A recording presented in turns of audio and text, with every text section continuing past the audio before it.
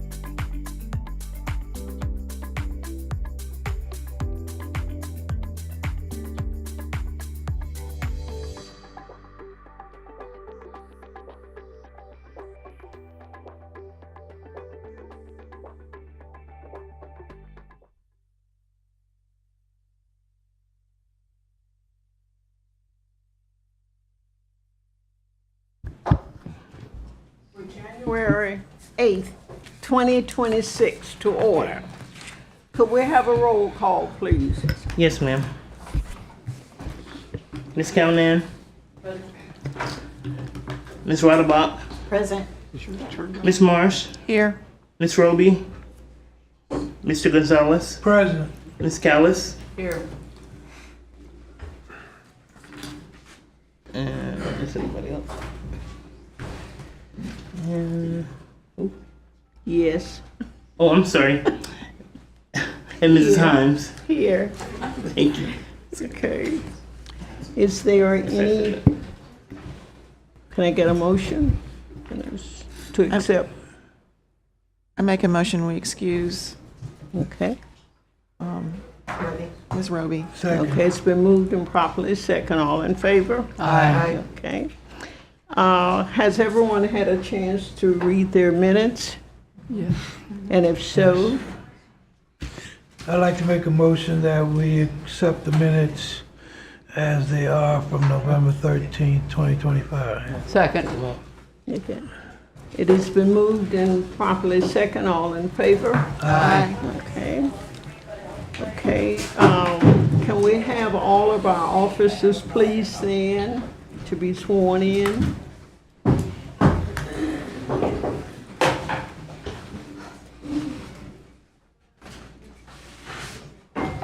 Do you solemnly swear or affirm that the testimony about to provide is the truth, the whole truth, and nothing but the truth? Thank you. Okay. Now, is there any communication of ex parte, anyone here with the case? Okay. Madam Secretary, could we have our announcements if they're Yes, ma'am. in it? Starting on page 2. Case number 3. Sorry. We'll get somebody to close that door back there. Case number 2. I'm sorry. Page Excuse- 2. Case 3. Madam Secretary, excuse ma'am. me, could we get that door closed? We're getting a, Thank you. thank you.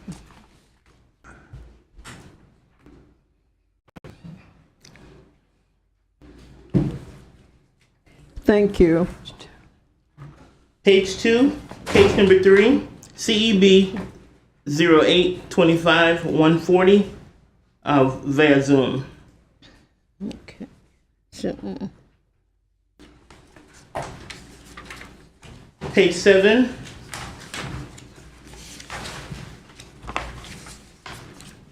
Case number 18, CEB 1125-214, also via Zoom.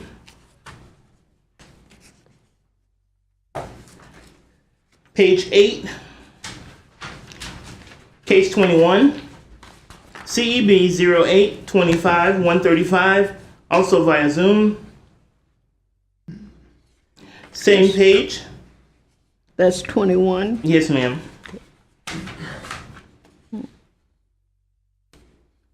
Okay. Same page, case 24, CEB 1125-183, also via Zoom.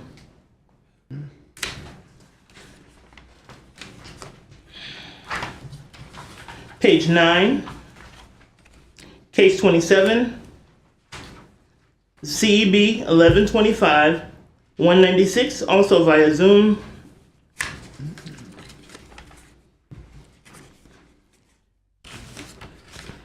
Page 12, case 36, CEB 012613, also via Zoom.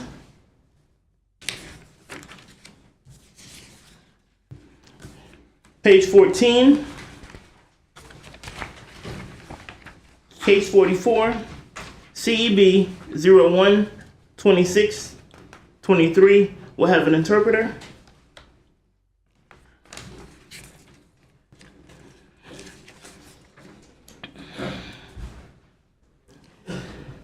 Page 15,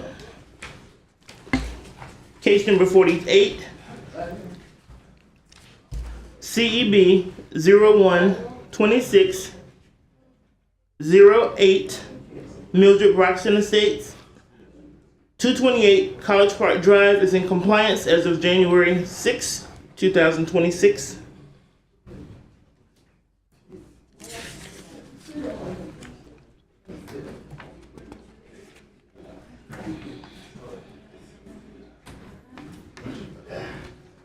I'm sorry. Page 16, case 51, CEB 01 2611 Oak Cannon Investments LLC, 530 Heineman Street is in compliance as of January 8th, 2026. And those are my announcements. Okay.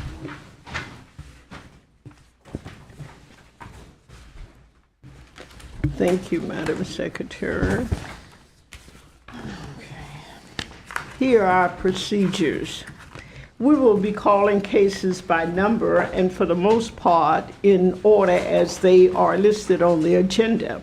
If there are any attorneys or policemen present, we will hear those cases first.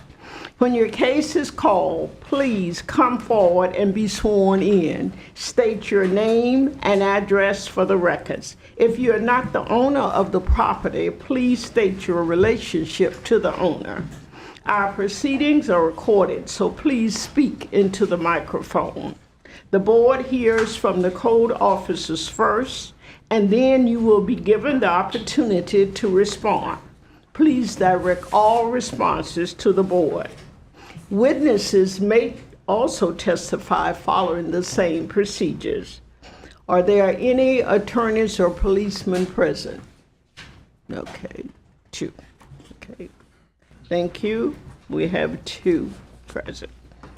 Madam Secretary, their case numbers.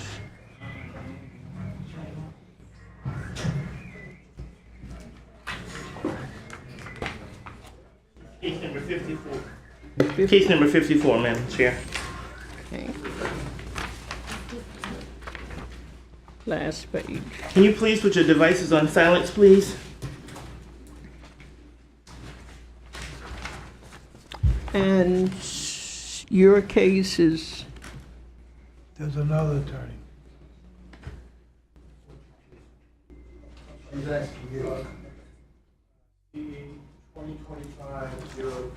what's the number before it? Do you have an agenda? What number is it? Oh. Okay.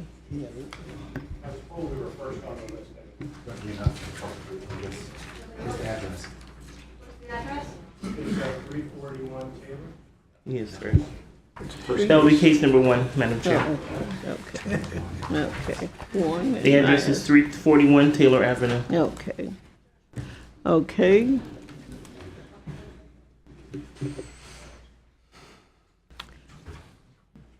Madam Chair, we're calling case number 54. It should be case one. We can, even they were. Case number 1, CEB 1125207, William F. Murphy at 341 Taylor Avenue.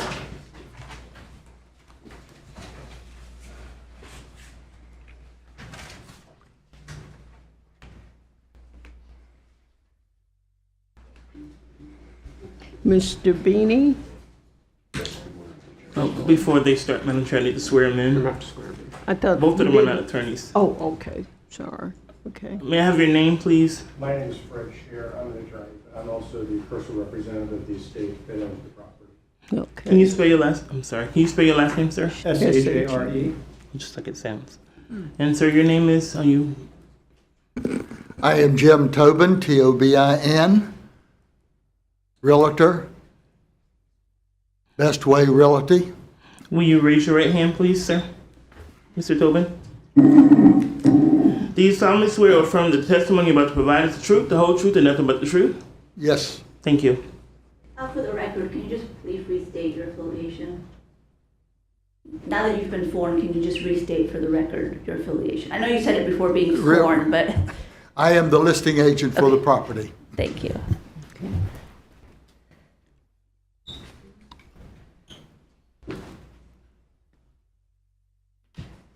Okay, Mr. Beanie, we're ready. Okay. My name is Inspector Ron Beanie. My code compliance credentials are on file. The respondent was first notified on August 21st, 2025. Since the last hearing, I've had no contact with the owner. There has been progress to the property. Staff is recommending a fine of $100 a day at a cap of $15,000.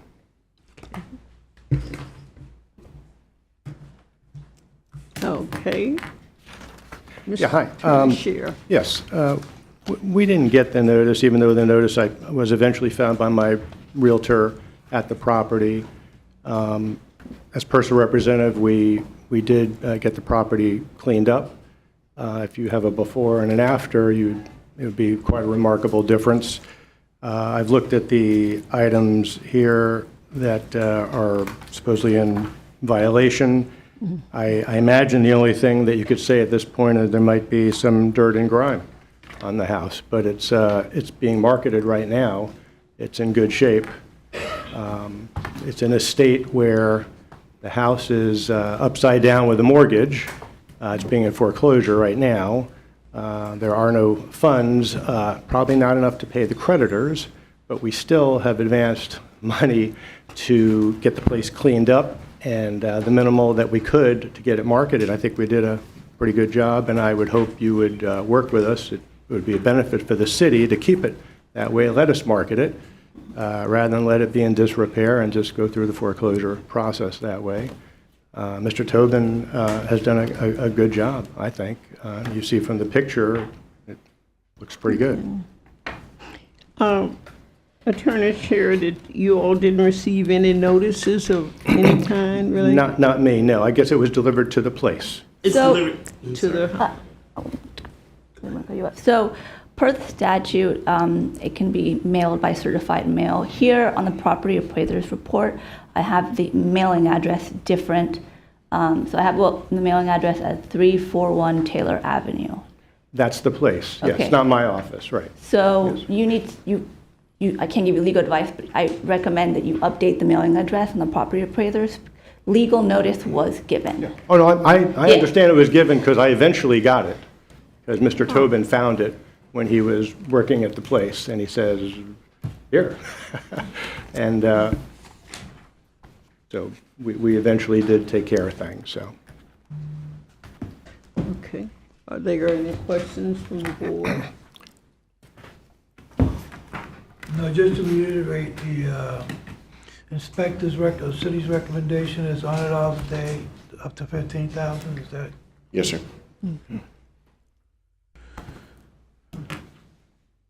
I think he would also agree that the only thing at this point there would be is some maybe dirt or grime, you would call it, right? Yes. So the major violations, I guess you would refer to them, all these things that I'm sure attracted it in the beginning. If it was a little dirt and grime, I don't think you would have gotten it, frankly. If you look at the place compared to other places in town, I don't think anybody would have called out the inspector, I would think. But we would appreciate your working with us, and dismissing it would help in our marketing the place if we don't have any current violations right now. And I imagine whoever gets the place is going to clean their place. As far as the major eyesore, all that was taken care of. Okay. To the board, do I have a recommendation of so many days to clean it up, like 4 or 5 days, or go with the city's recommendation? So what is left? Just the dirt and grime? Dirt and grime over the entire structure. When do you think Power you? washing? Sorry. It would be power washing, maybe paint, but power washing would probably help. We have no money to pay. We've already advanced funds, and we don't even have the funds to pay our creditors. We're doing the basic we can, which I think is a benefit for the city, is keeping it maintained, because it was overgrown, as you know, it looked very, very bad. And We're aware that it is up to, why do we have a vote for so many days to clear the dirt and grime, or? I'll make a motion that case CEB 1125-207, in the case of William F. Murphy at 341 Taylor Avenue, have 7 days to make the recommended repairs. Okay. Is there a second? Second. Okay, it's been moved and properly second. All in favor? If I could just interject here quickly, the next time this will be heard will be next month. So I mean, 7 days, and then it will come back for fine if it's not done. So if you do it on 8 days, you're eligible for a fine at that point when you come back. That would be a retroactive fine. Yeah. Okay, go back again. If So we you- do the 8 days. Do you want to do a motion with 7 days, and the 7 days, $100? Was it $100 a day would be imposed as a fine? Right. Yes. Okay. Or- Then that's what the motion is, that you'll have to Okay. state. Okay. Okay, I make a motion on case CEB 1125, 2007, with William Murphy at 341 Taylor Avenue, that they have 7 days to make the recommended progress. The case will be reheard at the cutoff of 2/4/26. If nothing has, it will be retroactive to include a $100 a day fine with a $15,000 cap. Okay. So the fine will begin to run on the 8th day. of Right, right, $100, yes. okay? So If you're giving- please stay in touch with Mr. Beanie to let him know. Is there any way to give more time? I don't know that that's going to be enough time for us. It's been second and Okay, yeah, this has been going on since August 21st. So I Okay, second all the this time. motion, and I withdraw my second on the first motion. Those two different motions. We need to vote. all in favor? Aye. It has been moved and properly second that you have the 7 days, Mr. Sheriff. So please get it cleaned and please contact Mr. Beanie, one of you, or make sure he knows so he can come by and close it for you. Okay? May I speak? Yes. I mean, we're, To clean it up, it's going to take a pressure wash, and I'm going to have to get somebody to do that, and I will be at their availability. And I respectfully request that that period be extended. I will do it as quickly as I possibly can. I understand, but we've already voted on it to have it because it has been in the works since August 21st. August 21st. So that's why. Okay? So please try and get someone to get in there and do it. That way there are no fines or anything and you're through with it. Okay? Thank you. Thank you. Case number Let me have one. 54.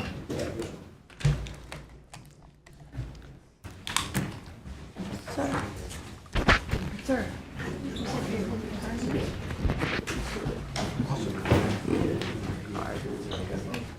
Thank you. Yeah. Okay.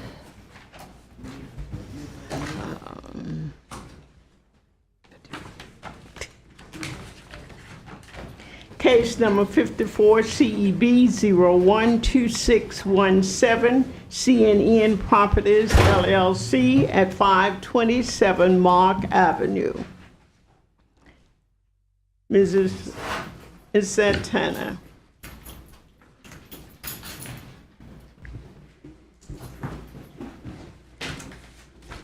Before she starts, you said your name again is?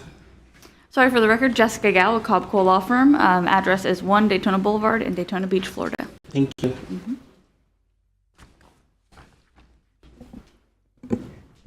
Okay, Ms. Santana.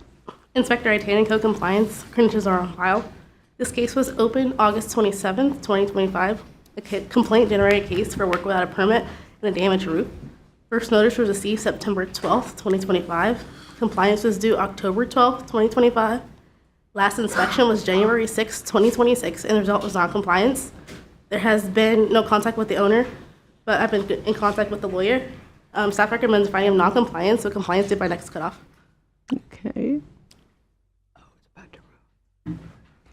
Okay. Thank you for your time this morning. Just a little bit of background here. So this property, at some point after the roof repair was completed without a permit, and today, our client purchased the property, so they did not complete the work. Our client is actually the owner of the adjacent Kia dealership right there along Nova. This parcel will be part of an overall redevelopment of that site that's undergoing the city review process now.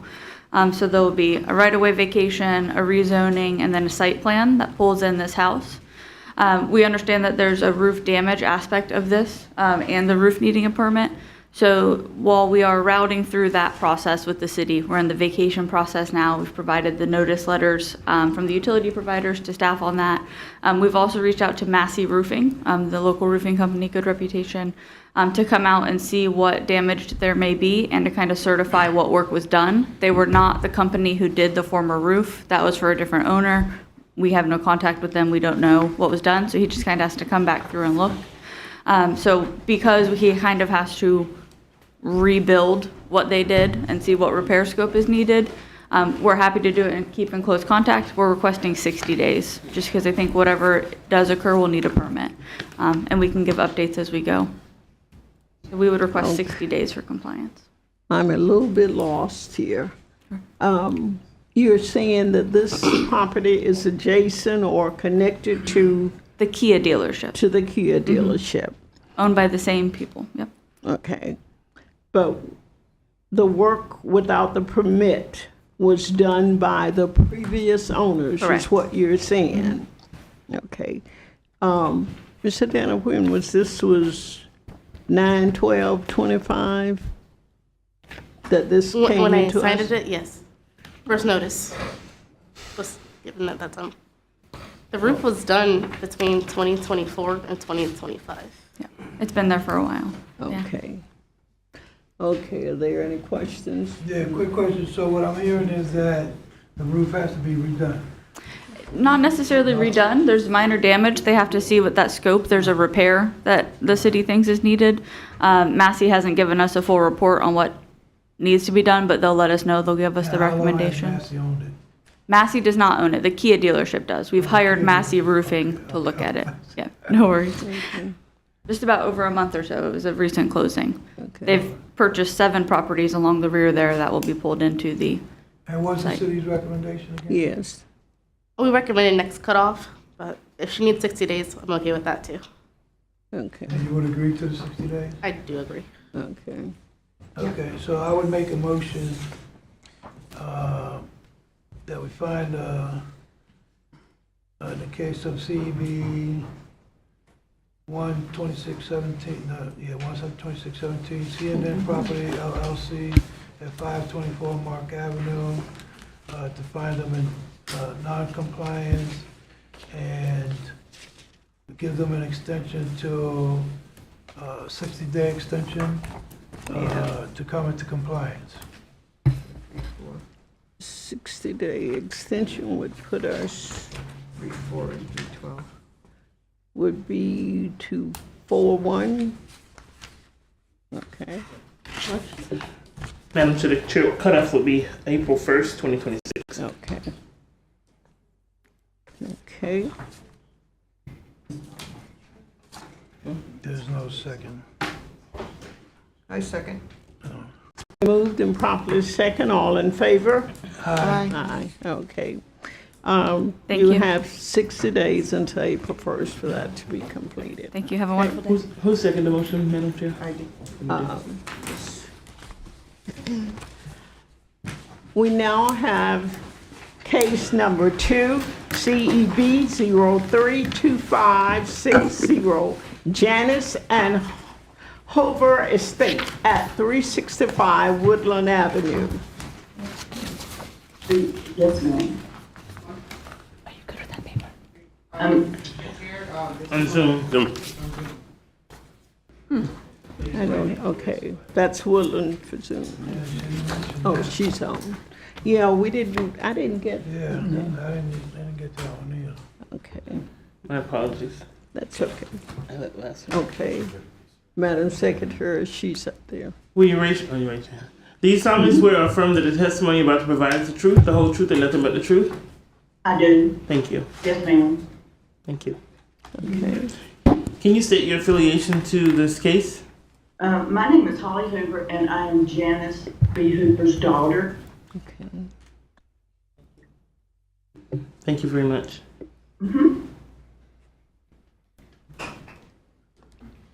Okay, Mr. Stinson. Good morning, John Stinson, Code Inspector with the city. My qualifications are on file. Since the last hearing, I have been in contact with Ms. Hoover. She has just recently obtained, or they completed the probate So she will finally be able to start moving forward. I'd like to amend this case to the February cutoff, please. Okay. Are there any questions from the board? Can I get a motion? I move that in the case of CEB 0325-16 regarding Janice Hoover Estate at 365 Woodland Avenue, that we accept the city's recommendation to, Next cutoff. to move it to the next cutoff. Okay. I apologize. What was that cutoff date? I'm on. The cutoff date will be February 4th, 26. Okay. Did I Thank hear a second? Second. Okay. It's been moved and properly second. Mrs. Marsh, second, Madam Secretary. All in favor? Aye. Okay. Motion carried, okay. Okay, we're now, For your time, I greatly appreciate it. okay, thank you so much. You have until next cutoff. Please stay in touch with Mr. Stinson. I will. Thank you very, very much. Okay, thank you. Y'all have a good day. We will. Thank you. We're now hearing case number 3, CEB 0825140, Karen and Sedmond Zagabi at 398 Gulf Boulevard. Mr. Stinson, please. Zoom, yeah. I don't have that person on Zoom. Oh, they just joined. Give me a second. Oh.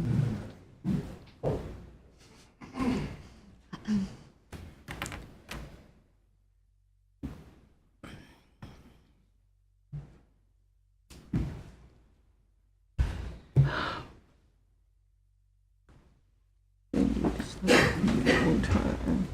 Please, I'll be on time. Yeah.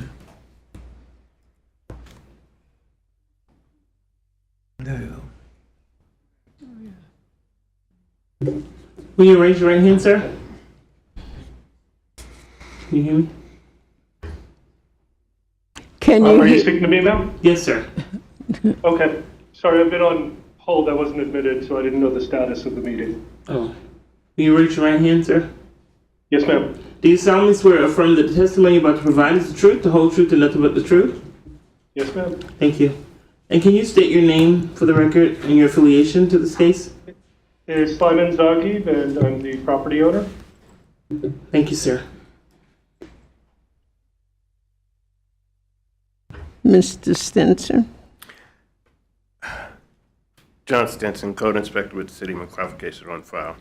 This respondent was first notified on 12 April 2025. To date, all of the issues have been corrected. We are just awaiting the final inspection from the building department. So I'd like to amend this case to the February cutoff. Okay. So you're asking that for the 2/4 cutoff? Yes, ma'am. Okay. Mr. Stinson's made a cities for next cutoff at I'll make a 2/4. motion, CEB-08-25-140, with Karen and Simon Zabi at 398 Gulf Boulevard, be, oh, it's case, yeah, I got the case number, be Extended extended to the next cutoff, 2/4/26. Second. Okay, it's been moved and properly second. All in favor? Aye. Aye. But I had a question. We didn't get to discussion. Okay. You had a question too? Okay. Mr. Stetson, so what's up with all these violations? All the violations have been corrected. They're just awaiting the final inspection on the permits. Okay. Yeah. You had a question? No, I didn't. Okay. Okay, the May I case. speak at all? Yes. Okay. So there were two permits for the property. One was related to the fence, which is on the code enforcement violation. The other was related to an improvement I'm making. The fence has been completed. The open permit is non-related to these to these, what's listed as the violations. And I'm not sure why there would be a delay based on an open permit for an improvement unrelated. Secondly, at the last meeting, you had asked about all of these violations. In the last meeting, we noted that most of them had been resolved prior, and I requested that the list of violations be amended. I was advised that that was not typically the case, even though the person just before me had their list of violations amended. So at this point, all violations, everything has been updated to meet, all photos have been sent. I don't see why we're waiting for a permit that is unrelated, and it is for an improvement and not related to the code enforcement issues, to delay this any further. I would certainly can like to we get this just- off of my things that are open, Excuse me a moment. Mr. Simpson, can we hear from you? Did you not say you're just waiting on the city to clear? That's correct. Okay. He's only waiting on the city clearance, and this other related issue that you mentioned is not on here, okay?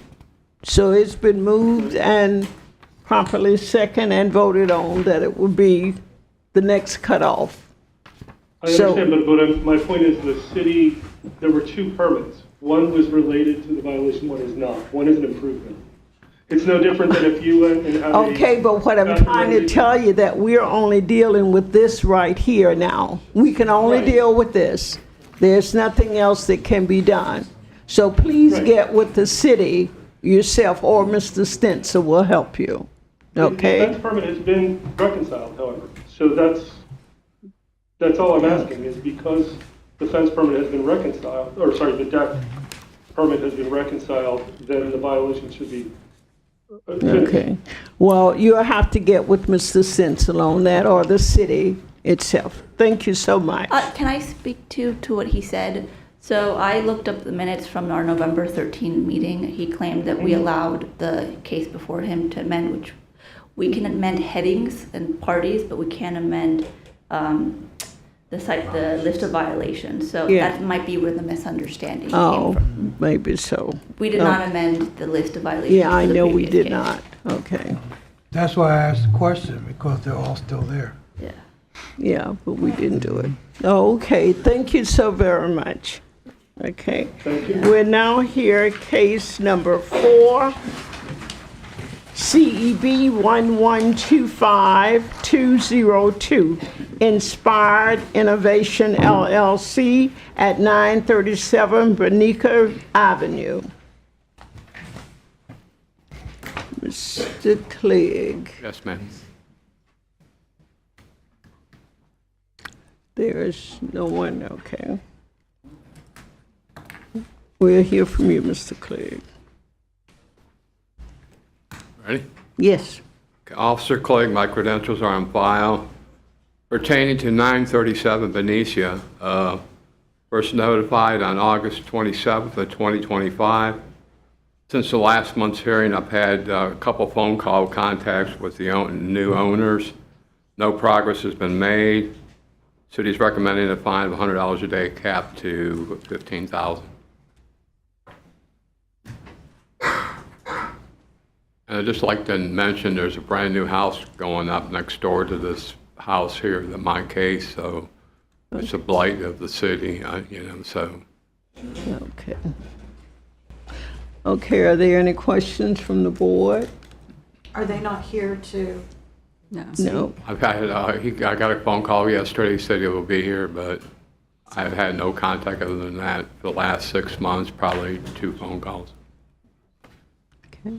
Well, I make a motion that we find the case number CEB 11-25-202, that the respondent, Inspire Innovation, who was previously found in non-compliance, remains non-compliant, and therefore order a fine in the amount of, what'd you say? $100 a day, $100 a $15,000. day to commence on today? Today. Yes. Today.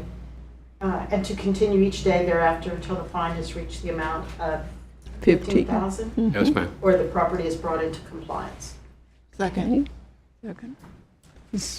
Second, Ms. Marsh. Okay, all in favor? Aye. Okay. Okay, it's been motioned and properly second. Okay. Case number 5, CEB 1125203, Frank Farella at 101 Chickadee Court. Yes, ma'am. 101 Chickadee Court, first notified on July 23rd of 2025. Since last month's hearing, I've had no contact, no progress. City's recommending a fine of $100 a day capped to $15,000. Okay. Madam Chair, the record should reflect there is no respondent present. Oh, we should start doing that. Okay. And I'll make a motion that we find the case number CEB 1125-203, the respondent Frank Farella, who was previously found in non-compliant, remains in non-compliant, and therefore order a fine in the amount of $100 per day to commence today and continue each day thereafter until the fine has reached the amount of $15,000 or the property is brought into compliance. Second. Okay, it's been moved and properly second. Mr. Gonzalez, all in favor? Aye. Aye. Okay. Thank you, Mr. Clegg. We now have case number 6, CEB 022532, Llewellyn Osborne Adam Jr. at 320 Garden Street. Good morning, Mark Mr. Jones. Jones. My credentials are on file. This respondent was first notified on May 3rd of 2024. Since the last hearing, I've had no contact from the owner, but all the violations except the roof replacement are in compliance. I have checked with the Redevelopment Neighborhood Services. The roof replacement is expected to be done by May, so staff recommends amending this cutoff to the May date of compliance. Okay. That would be 5-6. Yes, ma'am, it's 5-6. Okay. Well, I'll make a motion that the previous order of noncompliance in case number CEB 0225-32 be amended to allow the respondent Llewellyn Osborne Adams Jr. to bring the property into compliance or be returned to proceeding before the Code Enforcement Board on May the 6th. Yes. For consideration of a fine up to $1,000 a day. Second. It has been properly second. All in favor? Aye. Aye. Okay. And we had noted that the respondent is not present. Okay. Case number 7, CEB 1125200, Mary Lee Radovich at 304 Jasmine Boulevard. Jessamine Boulevard. Mr. Jones. Oh, she's here. Yes. Hello, Okay. my name is Mary Radovich. I am the owner of Would 304. you please be Oh, sworn I'm sorry. in? I apologize. Do you solemnly swear or affirm that the testimony you're about to provide is the truth, the whole truth, and nothing but the truth? Yes, I do. And now can you state your name and Absolutely. I apologize. Mary Radovich, the owner of 304 Jasmine Boulevard, Daytona Beach. Yes, the respondent was first notified on September 29th, 2025. Since last hearing, I have had contact with the property owner and the property is occupied.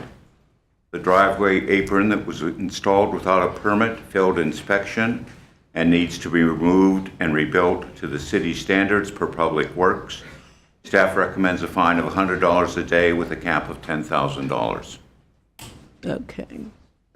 Now, Mr. Jones, I have a question. The picture that I'm looking at is the drive have been removed, or that was before? Yes, the property owner was notified prior to demoing the driveway back on September 23rd.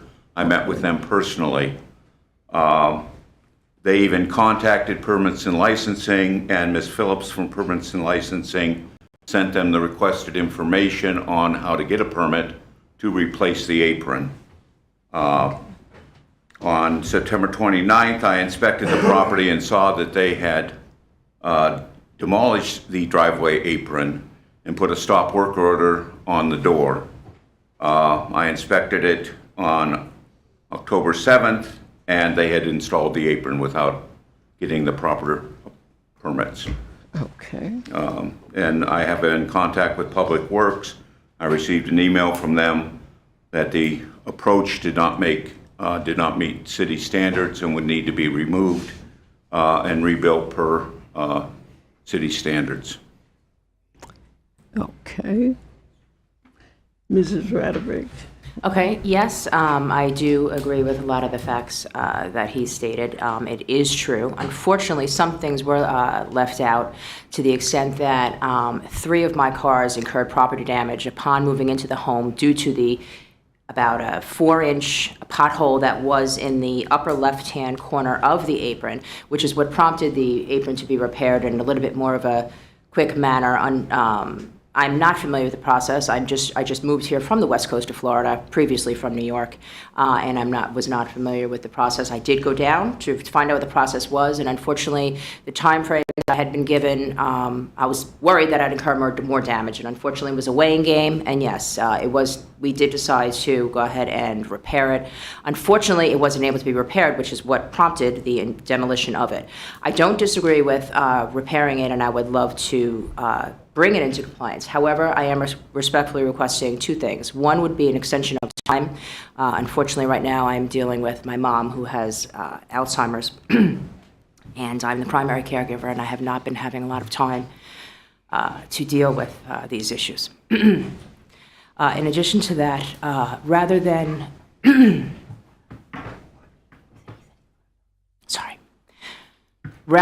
complete demolition, perhaps I can just maybe bring it up to compliance by building it up rather than completely demolishing it, because that would be an undue monetary burden, which I just don't have the money to be able to afford to do that. So perhaps maybe an alternate resolution to bring it into compliance would be great. In addition to that, a 60-day time frame would be also fantastic to be able to just bring it into compliance and do what I need to do. But I won't be able to bear the monetary burden. I can't demolish that. I've already spent thousands and thousands of dollars. I just don't have the funds to completely demolish it, but perhaps a alternate remediation method would be able to be obtained to bring it into compliance into whatever height that has to be How much required. How much time do you think you'll need to get it in compliance? I would like 60 days. As I said, I'm not here. I'm traveling to the West Coast. I'm trying to get my mom over here into a facility.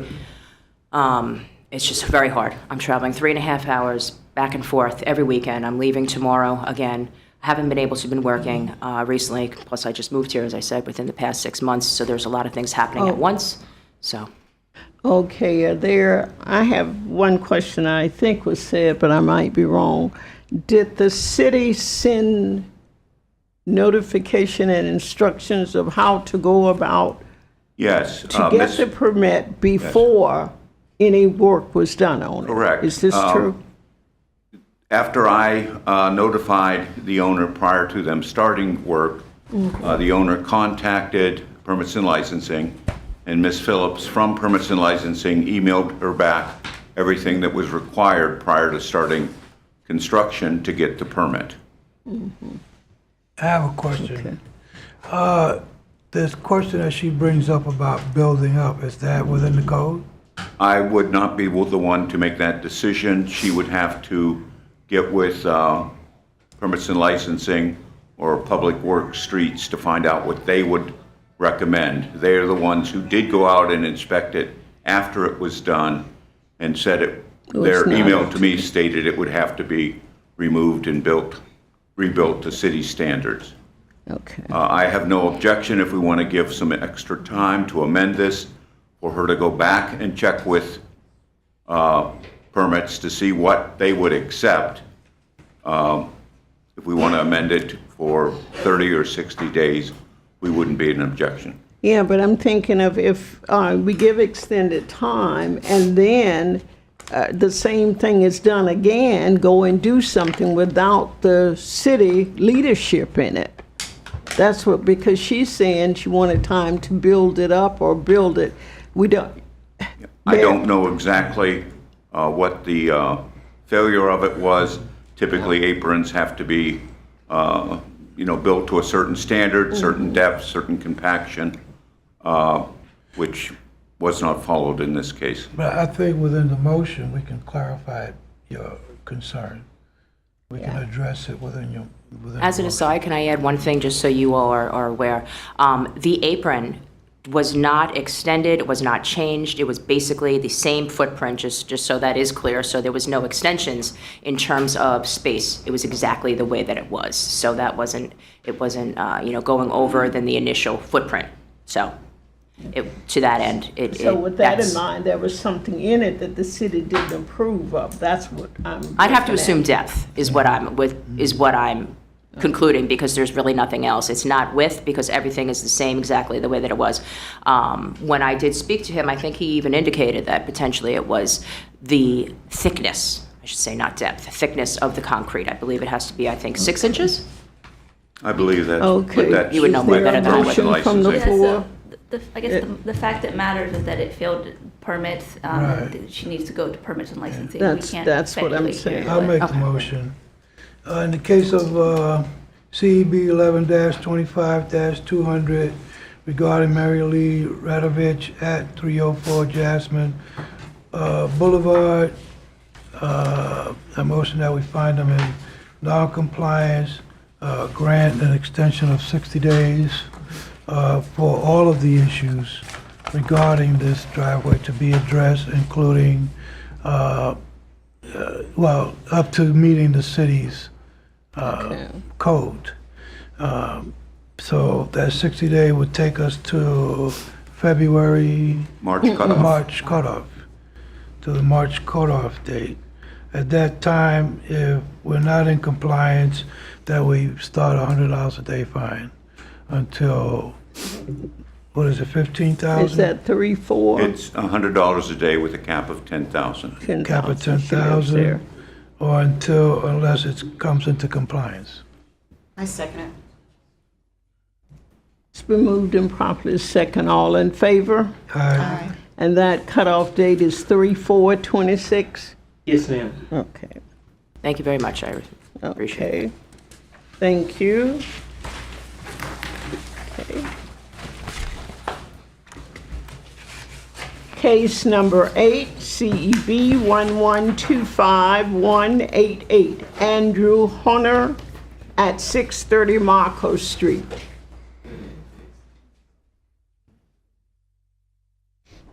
Call is Wexelberg here? Officer Wexelberg. Denzel. Ma'am. Mark Jones, he's here. Heckleberg.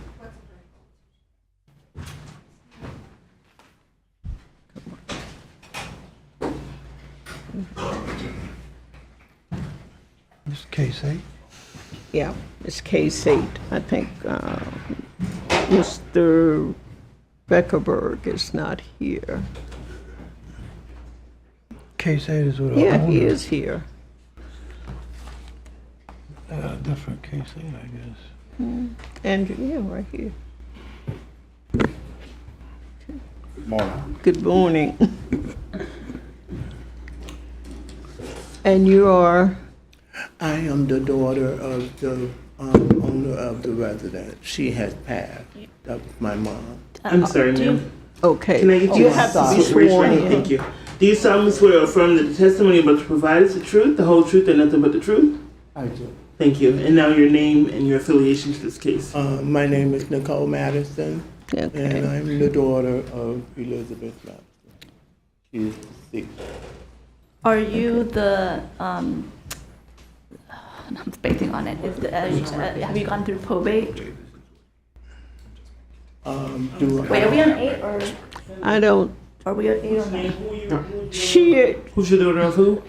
Who's your mom? My mom is Elizabeth. Okay. Is this the right one? What's It's your address, ma'am? 630. 535 Model Street? No, this is 630 Marco. Oh, I'm on the wrong one. Okay, I'm sorry. Okay. Okay, we're looking for Andrew Honer at 630 Marco Street. Address again? What's your address? What was the address again?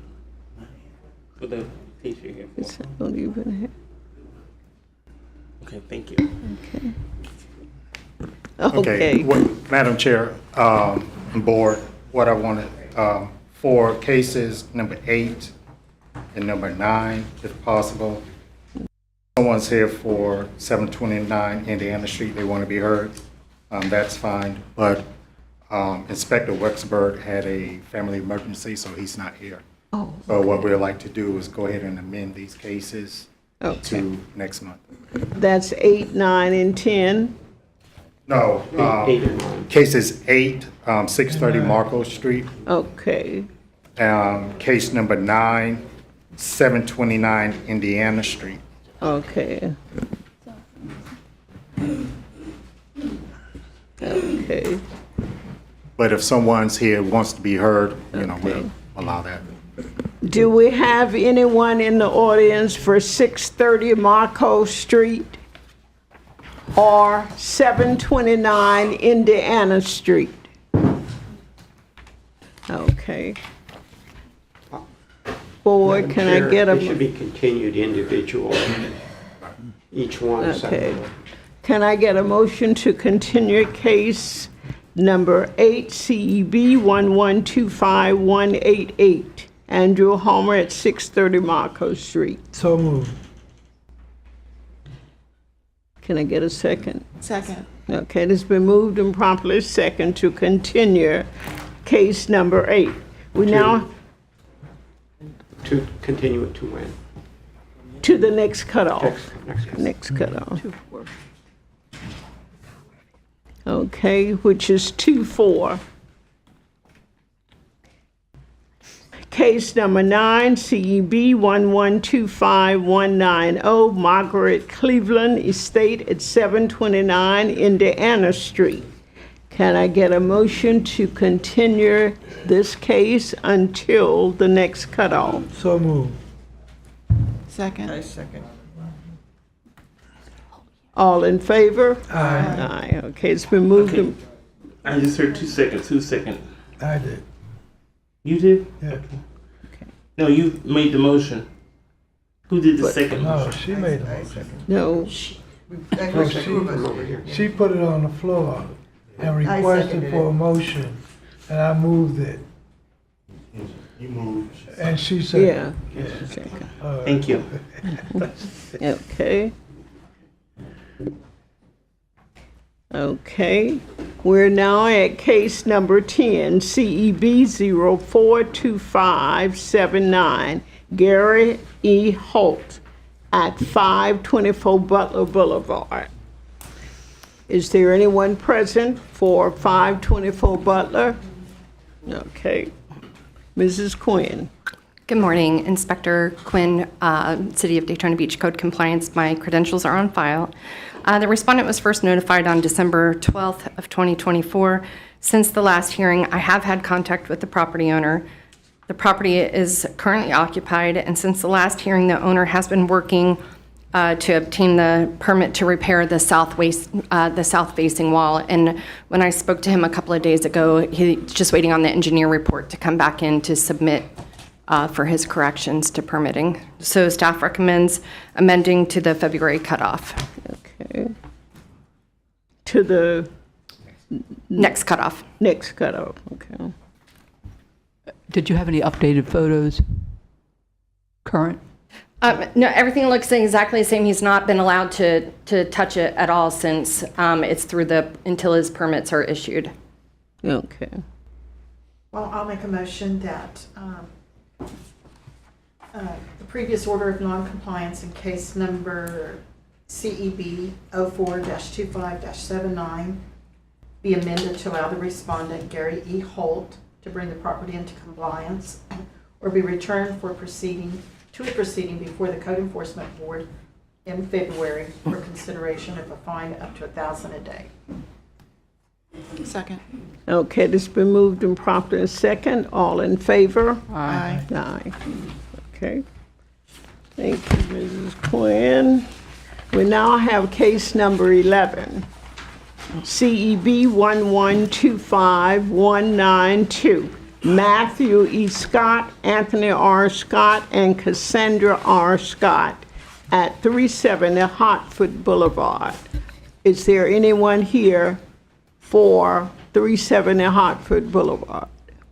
Okay, Mrs. Quinn. The respondent was first notified on July 25th, 2025. Since the last hearing, I have had no contact with the property owners. The property remains unoccupied. There has been no progress. The compliance date to secure the pool was November 16th, 2025, with the remaining violations compliance due by December 31st, 2025.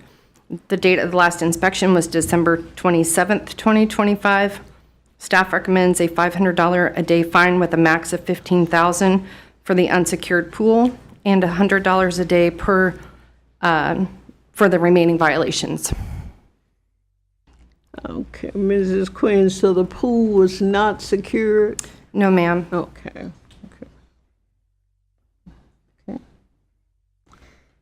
Is there any from the board? So your recommendations were $500 a day with a maximum of? For the pool. $15,000 for the pool. 15K pool. And And 100 for the other violations. Correct. And yeah. In the case of Matthew, CEB 1125-192, Matthew E. Scott and Anthony R. Scott and Cassandra R. Scott at 370 Hartford Avenue, I hereby find the previous order of noncompliance in that case to be, no, I'm going to bring a fine. I'm sorry. I hereby find in the case number CEB 1125-192, same recipients. They were found previously in noncompliance and remain in noncompliance and order the fine an amount of $500 a day to a maximum of $15,000 for the pool and $100 a day violation for the other violations to commence today and to continue every day thereafter until the fine has reached the amount of $15,000 or the property is brought in compliance. I have a question. Yes. Being that the pool is a safety hazard, don't we give it a certain amount of time for it to be fixed? We do. Or we're gonna wait till next? We did that at the last hearing. We gave them until November 16th. He's imposing the fine. Okay. Yeah. Second. Okay. What did I hear? Second it? Okay. It has been moved and properly second. Did you get that? Okay. All in favor? Aye. Opposed? Okay. One opposed. And I have a question. Sure. I need some clarification. So at the last meeting, they were granted more time to fix the pool. They were granted 5 days to. 5 days. I can speak Oh, to sorry. that. So Go ahead. at the last hearing, the board issued an order to, an emergency order to secure because it's a life safety issue. You gave them 7 days, I believe it was, which expired on the 16th, which was not done. There's two different things. The life safety issue is being split from the other violations because it's a I life safety. understand that, but I'm Yeah. trying to address the life safety issue. Yeah, but they didn't do it. They We didn't gave do them the it. So now time. we're gonna give them another month. No, we're finding them today. We're finding them Oh, $500 retroactively per starting day. from the I finally 16th. got it. Yeah. Okay, yeah. I have a question. My recollection of the statute said this can also be a felony to have an unsecured pool. Yeah, but it's something And that that they gets can people take attention to, real fast. that's something they can take to the police department, staff's discretion. Yeah. We did that. They had until 11/16/12/21. Thank So you. in this new motion, could we address the attorney's observation? That's that- outside of your That's, purview. yeah. Oh, The city would have to do that. We could Okay. do that. Yeah. But yes, the fine will be Okay. starting on the 16th of November. Okay. Okay, so that was moved and seconded and approved. Thank you. Case number 12, CEB 1125193, Humberto L. Colon and Lynette Vera at 288 Boston Avenue. Is anyone here for Boston Avenue? 288. Okay, Mrs. Quinn. Okay, the respondent was first notified on July 12th, 2025. Since the last hearing, I've had no contact with the property owner. The property is occupied. The property remains in violation. Date of last inspection was December 27th, 2025. Staff recommends a $100 a day fine with a max of $10,000. How much per day? $100 a day? Now, the car that's inoperable, is that the black one? Yes, ma'am, it's the black Mercedes. Okay. Is it 100 or 800? 100. Okay, 100 thank you. sound To a like capital me. of, Are there any 10,000. questions? Okay. okay, I'd like to make a motion that case number CEB 1125-193 of Humberto L. Colon and Lynette Vera at 288 Boylston Avenue remains not in noncompliance and order a fine of $100 a day with to commence tomorrow and continue each day after until the fine is reached $10,000 or the property is brought into compliance. Excuse me, did I hear you said tomorrow or Yeah, today? and then today, It commenced today. Commence today. okay, today, Yeah, okay. Second. today. Okay, it's been moved and properly second. All in favor? Aye. Okay, it's been moved and second. Okay, 100 per day. Thank you. All right, thank you. Case number 13, CEB 0721223, Tracy Smith at 605 Willie Drive. Good morning, Sarah Kirk, Inspector with the city. My credentials are on file. And I know she's not present, okay. Right. Originally, this was a complaint-generated case I received from Animal Control. First notification was 8/4/2020. This property owner has her property on the rehab list, owner-occupied rehabilitation list with the city since 2019. I have spoken this month with Mr. Bill Orvender. He's a housing program delivery specialist in redevelopment and neighborhood services department. He's confirmed that she's still on the list, and there's a few people in front of her, but she is close. Yeah. So we are asking to amend to the April cutoff for compliance. Okay.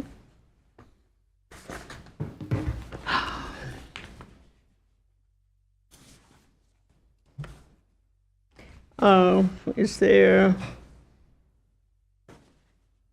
I make a motion on the case CEB 07-21-223 regarding Tracy Smith at 605 Willie Drive, that we accept the city's recommendations to extend the case till the 4/1. April cutoff, which is 4/1. 26. 26. Okay. Second. It has been motion and second. All in favor? Aye. Okay. Okay. Case number 14, CEB 1125210, J&G Investment Group Incorporated at 628 Willie Drive. Is anyone here for 625 Willie Drive? 628, excuse me, Willie Drive. Okay. Okay. Thank you. This was originally a citizen complaint case. First notification was 8/25/25. Since the last hearing, I've had no contact and there's been no progress.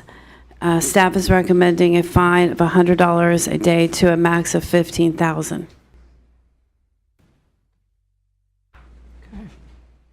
Okay. Are there any questions from the board? Can I get a motion?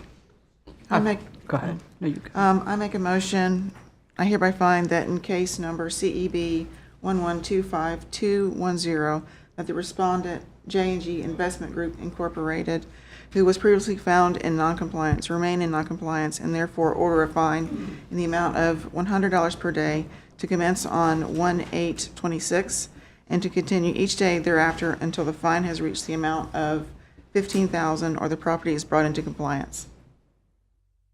Okay. It's been motion and second. All in favor? Aye. Aye. Okay. Case number 15, CEB 1025178.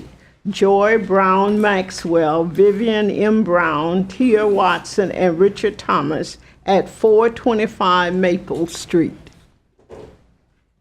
Okay. Is anyone here from 425 Maple? Okay. Thank you. Ms. Curry. Thanks. This originally was a field-generated case. First notification was 7/9/2025. Since the last hearing, I have not had any contact. However, there has been progress. The house has now been demolished. We're just waiting on the permit to be finalized. So staff's asking to amend to the next cutoff for compliance. Okay. The house has been totally demolished. Yes, it's. I didn't see any pictures or anything. There should be some pictures for you to view. Are there any pictures for 425 Maple Street? I'm looking for them right Oh, okay. Okay. Well, we can go on. You've seen that it has been demolished and everything. Yes, the house is gone. Okay. Okay, Well, there it is. yeah, that's okay. Yeah, it's I'll definitely make a gone. motion that the previous order of noncompliance in case number CEB 10-25-178 be amended to allow the respondents, or how do you say that, to bring the property. No, he's been doing. The names? It's in compliance now. We're just waiting on I can't technically put it into compliance until the permit's final, the demo Oh, permit is okay. To final. bring into compliance with the permits Right, by our next cutoff date. right. February. Okay. That would be on 2/4. Second. It has been moved and properly second for our next cutoff date to bring in compliance. All in favor? Aye. Okay. Motion is carried. Okay, let me get this in here. Okay, thank you. Case number 16, CEB 1125211, Morning Star Missionary Baptist Church of Daytona Beach Trust at 643 Madison Avenue. Is anyone here for 643 Madison Avenue? Okay. Good Ms. morning, I'm Domingo. Inspector LaWanda Domingo with City of Daytona Beach Code Compliance. My credentials are on file with the city. Okay, since the last hearing, I have not had any contact with the owners. No improvement has been made to the property. So I'm requesting a fine of $100 per day up to $15,000 cap for this property.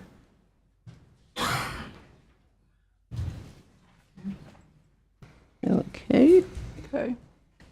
To the board. is- I hereby find that in case number CEB 1125-211, that the respondent, Morning Star Missionary Baptist Church of Daytona Beach Trust, who was previously found in noncompliance, remain in noncompliance, and therefore order a fine of the amount of $100 per day to commence today and to continue each day thereafter until the fine is reached, a maximum of $15,000 or the property is brought into compliance. Second. It has been moved and properly second. All in favor? Aye. Aye. Okay. Thank you. Case number 17, CEB 1125212, Florence L. Rome Estate at 1328 Ginsburg Drive. Is there anyone here from 1328? Okay.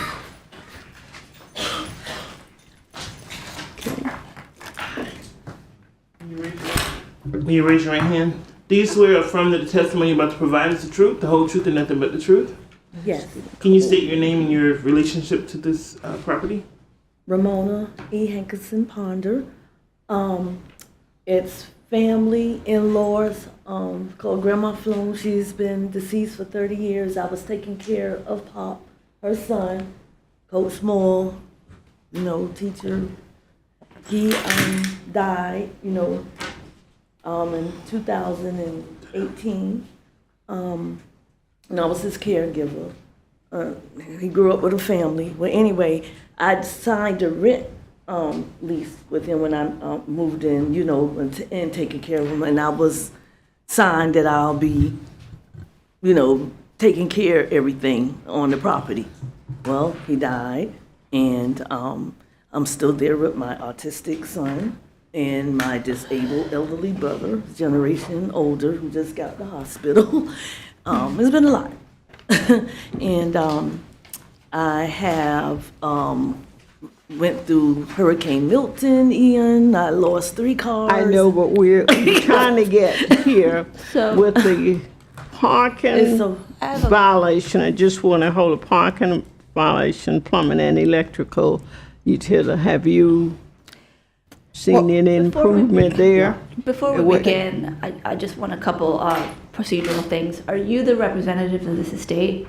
Yeah, not on Legally just through not probate. legally, but just because we've been. So not living on the legally. property Do you for have 2 any years. legal standing to speak here in court aside from the fact that you're No, she staying at the told you that property? last time. Okay, so I think she can give testimony if she wants as a witness, but she doesn't have authority to speak for the property. Okay. But at some point, since we've heard this case a couple of times, Yeah. who's gonna be responsible for making the fixtures? It has to go through, like, for example, if they need permits, they have to go through probate, and that representative would have to be. I don't think she can do that. I don't know if permits are needed, but I'm just, If there are permits needed, she probably can't pull them unless She she's a can't. representative She of the can't. estate. She can't pull them. So she can't bring it into compliance, even if she wanted to. That was one of the problems, I believe, last time. And money. Okay. Is it your RV? Yes. Okay. Are you in communication with his family, the people who are their representatives? My brother-in-law, but he, Wayne Small, was a teacher at Mainland. He had a stroke. He's in, and my sister is taking care of him. That's his wife, but he can't do anything. Is anyone that's a legal representative of this property that's competent and aware of these hearings and that you're here speaking on their behalf? Wayne was before his stroke, but he's. Let me ask you, who was the, weren't you supposed to contact a relative or something? Yeah. To start a thing for?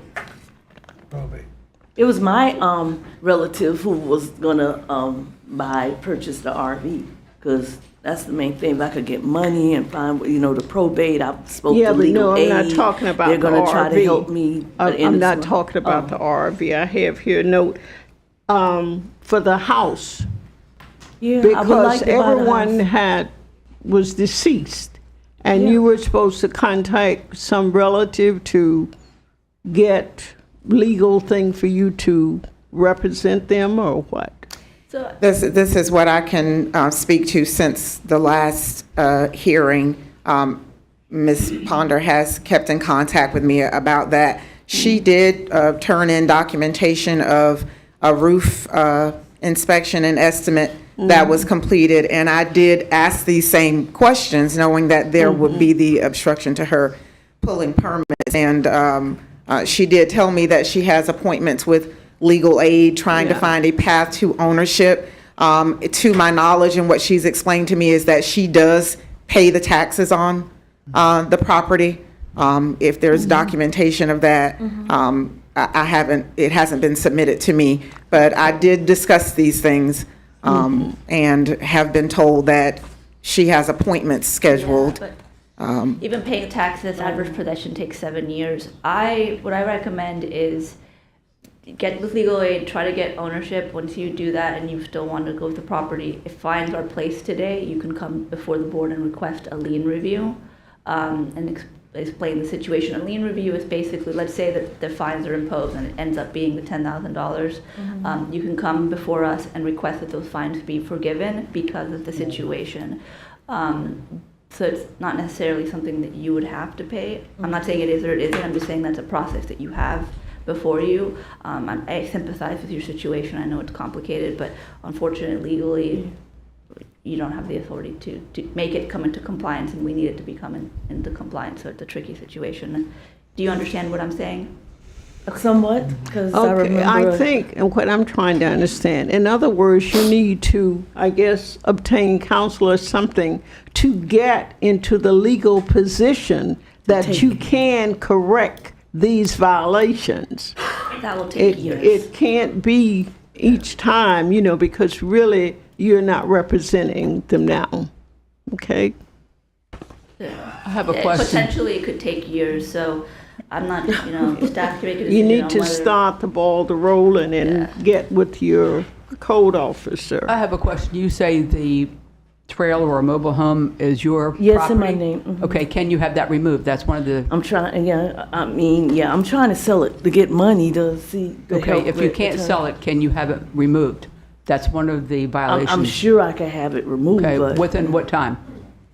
I don't know, because where I'm gonna take it, Yeah, but you're going to incur a fine per day. You're going to incur a fine per day for it if it's not removed. Okay. So can y'all give me? Did she just discuss that while I was speaking to? Yeah, because she did also tell me that she had an arrangement going that someone's gonna move your RV or buy your RV. Yeah, buy my RV, but that person is now in the hospital. hospital. I remember it was something I was supposed to tell you. There has to be some kind of solution to Yeah. this. Yeah. Because it'll just be ongoing. Can I have a few months with the RV? Oh, sorry. And as the chair pointed out to you, once you start accumulating fines, then the situation will get worse. Yeah. So the sooner you try to resolve it, the better it is for you. Okay. Okay, So, what's the Mr. Garza. Okay, graciously asking for next cutoff to allow the time to meet with legal aid regarding a pathway to ownership for the property so that we can see that that is done. Are there any other city programs that could help her? Not to my knowledge. From what I'm aware of for this particular property, there was an award given for that RV that was there. And she's saying that she's researching to find other avenues to try to get funding to assist with repairs to the property that's there. But again, when things require permits, that's where she meets the problem with ownership. So again, today I stand here since last hearing with an estimate from a roof company where someone did come out to that property. She needs to meet with legal aid about a path to ownership for the I property. think that's your first thing and your best thing, because we can't continue to keep bringing this back. Right. And nothing is done. It's not about so much the RV to us, it's about you representing or being responsible for these violations. Okay? So as she said, you need to, if you bring us back something that you're in the process of doing with legal aid, what you're supposed to do. Okay? Okay, is there a motion or questions? I'll make a motion. I hereby order the previous order of noncompliance in case number CEB 11-25-212 be amended to allow the respondent, Next cutoff. do you want to do this to the next cutoff? Next cutoff. All right, to February 4th, 2026. The respondent is Florence L. Roan Estate to bring the property into compliance or be returned to a proceeding before the Code Enforcement Board on 2/4/26 for consideration of a fine up to $1,000 per day. Okay. Second. Okay, it's been motion and second. All in favor? Aye. Okay. Okay, ma'am, so you do understand that that's the thing that has to be done for you to come back. If you come back next week and you cannot prove to us that this is done, you're gonna be fine. That place is gonna be fine, okay? Okay. Those Thank fines you. will Get 30 days? and those fines will be a lien on the property. It's not something that you have to pay right away. Okay. Well, you got to Say our what next now? meeting. What did you I said say? that those fines would be a lien on the property. That's not something that you would have to pay right A away. week is like one day to me. Yeah, It's no, like, it's not a week, it's more than a week. It's 30 days.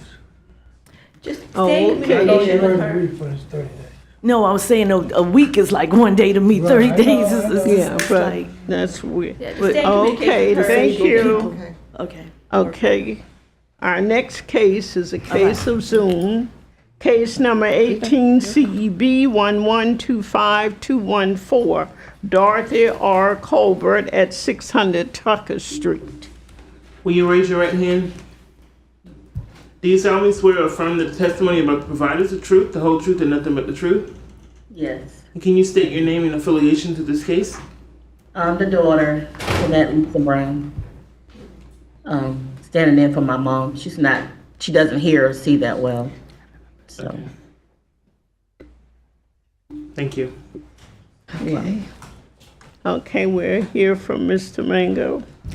Okay, since the last hearing, I have been in communication with the owner's daughter. She did come into the lobby to speak with me and provided documentation of receipts for repairs that have been completed. The address numbers were installed to the property as we requested the last time. There was pressure washing done to the property. There's a receipt for a repair to the gutters. In addition, I did receive a letter from the attorney that is representing the owner for the insurance claim to state that they are in the discovery process of the case. So I'm just requesting to amend to the next cutoff for this property. Which would be 2/4/26. Yes. Okay. Are there any questions from the board? No. Ms. Lowe, do you have any questions? Do you have any questions? Ms. Brown, do you have any questions? Oh, sorry. well, I was, it's 60 days. I know you said to February. Yeah, she asked for the next cutoff, which would be the 30 days. My recommendation to you is just to stay in contact with your Right. inspector. And if you Okay. need more time and you work with her, I mean, I would be okay with 60 days 60 for that, days. just making sure that there's contact, and she's been making sure to stay in contact with me. Oh, Excuse my ignorance, if I may ask a question.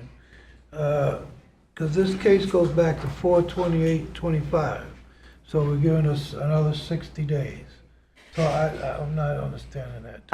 Well, it's a matter of either there being a settlement for that insurance claim that they have for money that they can move forward Yeah. with the major repairs to the property.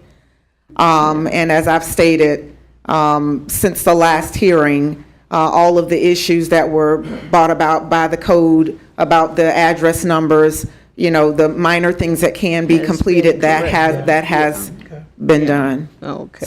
So you're saying that you will give her the 60 days? Yes. Okay. So the 60 days will put you at March 3/4? Yes. Okay.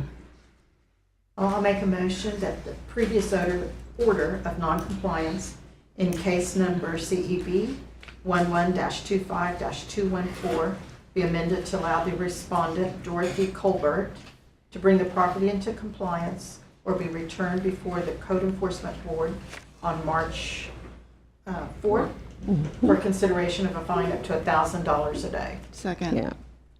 Second. It has been moved and second. All in favor? Aye. Thank you. Madam Chair, Thank you, Mrs. I think I heard 2 seconds. I don't know. Yeah, one over there, one over here. Oh, Who's second? okay. She did first. I heard her Marsh. first. Marsh. Okay, thank Okay. you. So make sure I get it correct. Okay. Case number 19, CEB 1125215, Lonnie Davis at 420 Fletcher Avenue. Is there anyone here for 420 Fletcher Avenue? Okay. Mr. Mango? Okay, since the last hearing, I have not received any communication from the owner. There has been no improvement to the condition of the property. There's a permit on record as it was last hearing. I did pull the record today to see if there were any updated inspections by the building department, and there are not. So I'm requesting a fine of $100 a day up to $15,000 for this property. Okay. I make a motion. I hereby find that in case number CEB 1125215, that the respondent, Lonnie Davis, who was previously found in noncompliance, remains in noncompliance, and therefore order a fine in the amount of $100 per day to commence on 1/8/26, and to continue each day thereafter until a fine has reached the amount of $15,000 or the property is brought into compliance. Second. It has been moved and properly second. All in favor? Aye. Okay. Okay. Case number 20, CEB 012511, Tam Yu Nguyen at 133 Eagle Harbor Way. Mr. Butler. Good morning.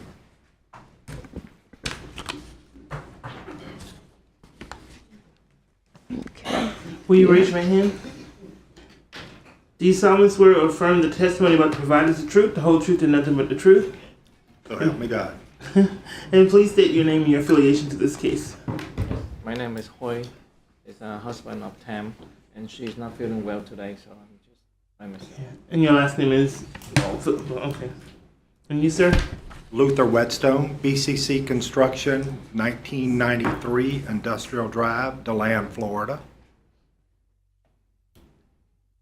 I'm sorry, can you repeat your name again for me? Luther Whetstone, and it's WHETSTONE. Pavers were Thank you. installed bad by the other guy. Okay, Mr. Butler. Good morning, Inspector Roosevelt Butler. Credentials on file with the City of Daytona Beach. As it pertains to 133 Eagle Harbor Way, the respondent was first notified on September the 26th, 2024. Since last court proceedings, I've had contact with the property owners, whom has hired a new contractor. That contractor has met with Mr. Mark Boyce at Permits and Licensing. Hopefully, he has given the proper guidance in order to get this into compliance. I'm going to allow them to speak, but my request is to amend to the next cutoff. Okay. Okay. Ms. Yu. Okay. Do you have anything? Madam Chairwoman, ladies and gentlemen of the commission, thank you for the opportunity to speak today. As Mr. Butler said, that I just came on with this case. There was a lot of information that was not alluded to me, a lot of information that was, it couldn't be properly given to me. Once meeting with Mr. Boyce and Mr. Butler, I was given the right information to bring this into compliance. My course of action will be, before I leave here today, I will be walking down the permits to start that process, and the work will get done within the time frame. Okay. And Mr. Butler, your request is to extend it to the next cutoff? Yes, ma'am. Okay. So this been going on since '24. Absolutely, with a lot of circumstances, and I presented it each time I've come There's here. always circumstances. Yeah, I remember this case. The papers were installed bad by the previous Yeah. contractor before he bought the house, and the other contractor Yeah. passed away. That's correct. I remember this. Yeah, that was a lot. Yeah, I worked with that contractor. He was a good friend of Yeah, mine. he was. Yeah, I remember him when he came here. So could I get a motion to extend the, I'll make a motion that the previous order of noncompliance in case number CEB 01-25-11 be amended to allow the respondent, Tam and Vu Ewing, to bring a property into compliance or be returned to a proceeding before the Code Enforcement Board on February the 4th for consideration of a fine up to $1,000 a day. Second. it has been moved and properly second. All in favor? Aye. Opposed. Okay, one opposed. And I'm sorry for your loss again. Okay, thank you so Thank you for your much. time. Case number 21, CEB 0825135, 53 Nave LLC at 830 Berkshire Road. This is a Zoom. Will you raise your right hand? Will you raise your right hand? Can you hear me? Yes, ma'am. Do you solemnly swear or affirm that the testimony you're about to provide is the truth, the whole truth, and nothing but the truth? Yes, ma'am. And can you state your name and your affiliation to this case? Ezra Safdie, I'm the owner of the LLC and the home. Thank you. Mr. Butler. As pertains to 830 Berkshire Road, the respondent was first notified on May 29, 2025. Since last court proceedings, I've had contact with the owner. The owner has resubmitted the paperwork to the city, the permits and licensing, and right now we're just waiting on them to respond. The home is actually out of condemnation. He's just waiting to get the permits in order to start the work, and now we're waiting on the city to do that. Okay. So what are you asking? And staff is recommending that we amend this to the March cutoff. To the March cutoff? Yes, ma'am. Okay, the March cutoff would be 3/4. Okay. I make a motion. Mr. Would you like to say anything? No, just thank you to Mr. Butler. He's been very easy to work with, so I appreciate it. Oh, okay.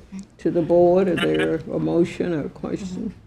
I make a motion, I hereby order the previous order of noncompliance in case number CEB 0825135 be amended to allow the respondent, 53 Nave LLC, to bring the property into compliance or be returned to the board on 3/4/26 for consideration of a fine up to $1,000 per day.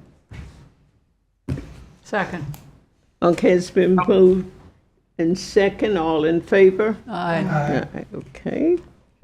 I do have one question. Okay.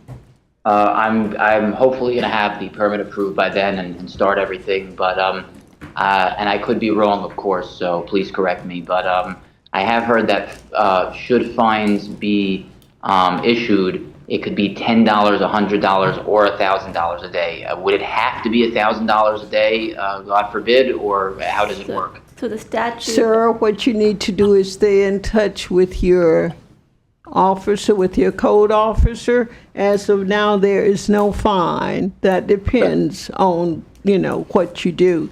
But please stay in touch with him, and he'll instruct you into all of that. Okay. Okay? Mr. Okay. Butler, you will do that. Okay? Yes, ma'am. Thank you. Thank you. Okay. Case number 22, CEB 1125182, Sarah F. Flanagan at 1356 Continental Drive. As it pertains to 1356 Continental Drive, since, I'm sorry. Boom. I am so sorry, but I do have the information that I need. Here I am. The respondent was first notified on September the 11th, 2025. Since last month's court proceedings, I've had contact with both the brother and sister. However, there has been no progress. Staff recommend $250 a day to a maximum of $10,000. Just to bring the court up to speed, this property has been a blight in our community for quite some time. It's a nuisance, numerous amount of calls, and this is where we are. As you can see, the pictures represents itself. $250 a day to a maximum $10,000. Okay. Okay. Are there any questions from the board? No. Okay, can I get a motion? I hereby find that in case number CEB 1125-182, that the respondent, Sarah Flannery, who was previously found in noncompliance, remains in noncompliance, and therefore has a fine in the amount of $250 a day to commence today and to continue every day thereafter until the fine is reached a maximum of $10,000 or the property's been brought into compliance. Second. It has been moved and properly second. All in favor? Aye. Aye. Okay, thank you. Case number 23, CEB 1125206, Brian Sidge at 100 Maplewood Drive. Sir, okay. Yeah, gentleman back there. Okay. Mr. Gonzalez is stepping out for a second.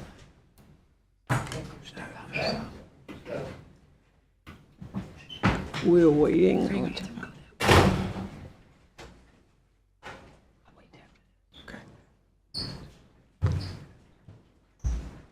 Morning.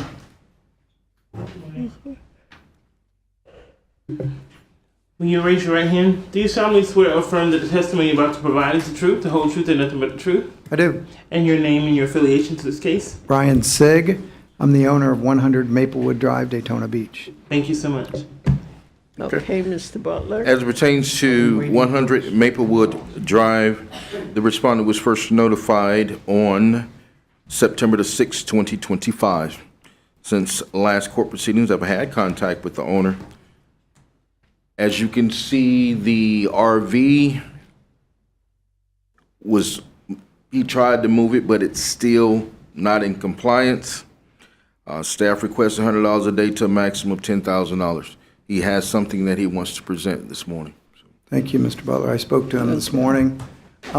Yesterday, spent the last couple of days, since I got a little bit of money to clear the land on the side of my house so I could back it down the side with the double gates. I just opened them. I had the tow truck company, I don't want to mention their names, but they came out and they had the diesel towing, got it back in there and hit a bump, and the tow truck, boom, went right through the windshield and damaged my motorhome to a major extent. That's where it is right now in that picture. You can't really see the damage, but if you zoomed in, you could see the broken windshield where it went through, and the whole bumper on the bottom left is destroyed. It's all tweaked out. I've got it to run. I had a mobile mechanic come out, fix the engine, works perfectly.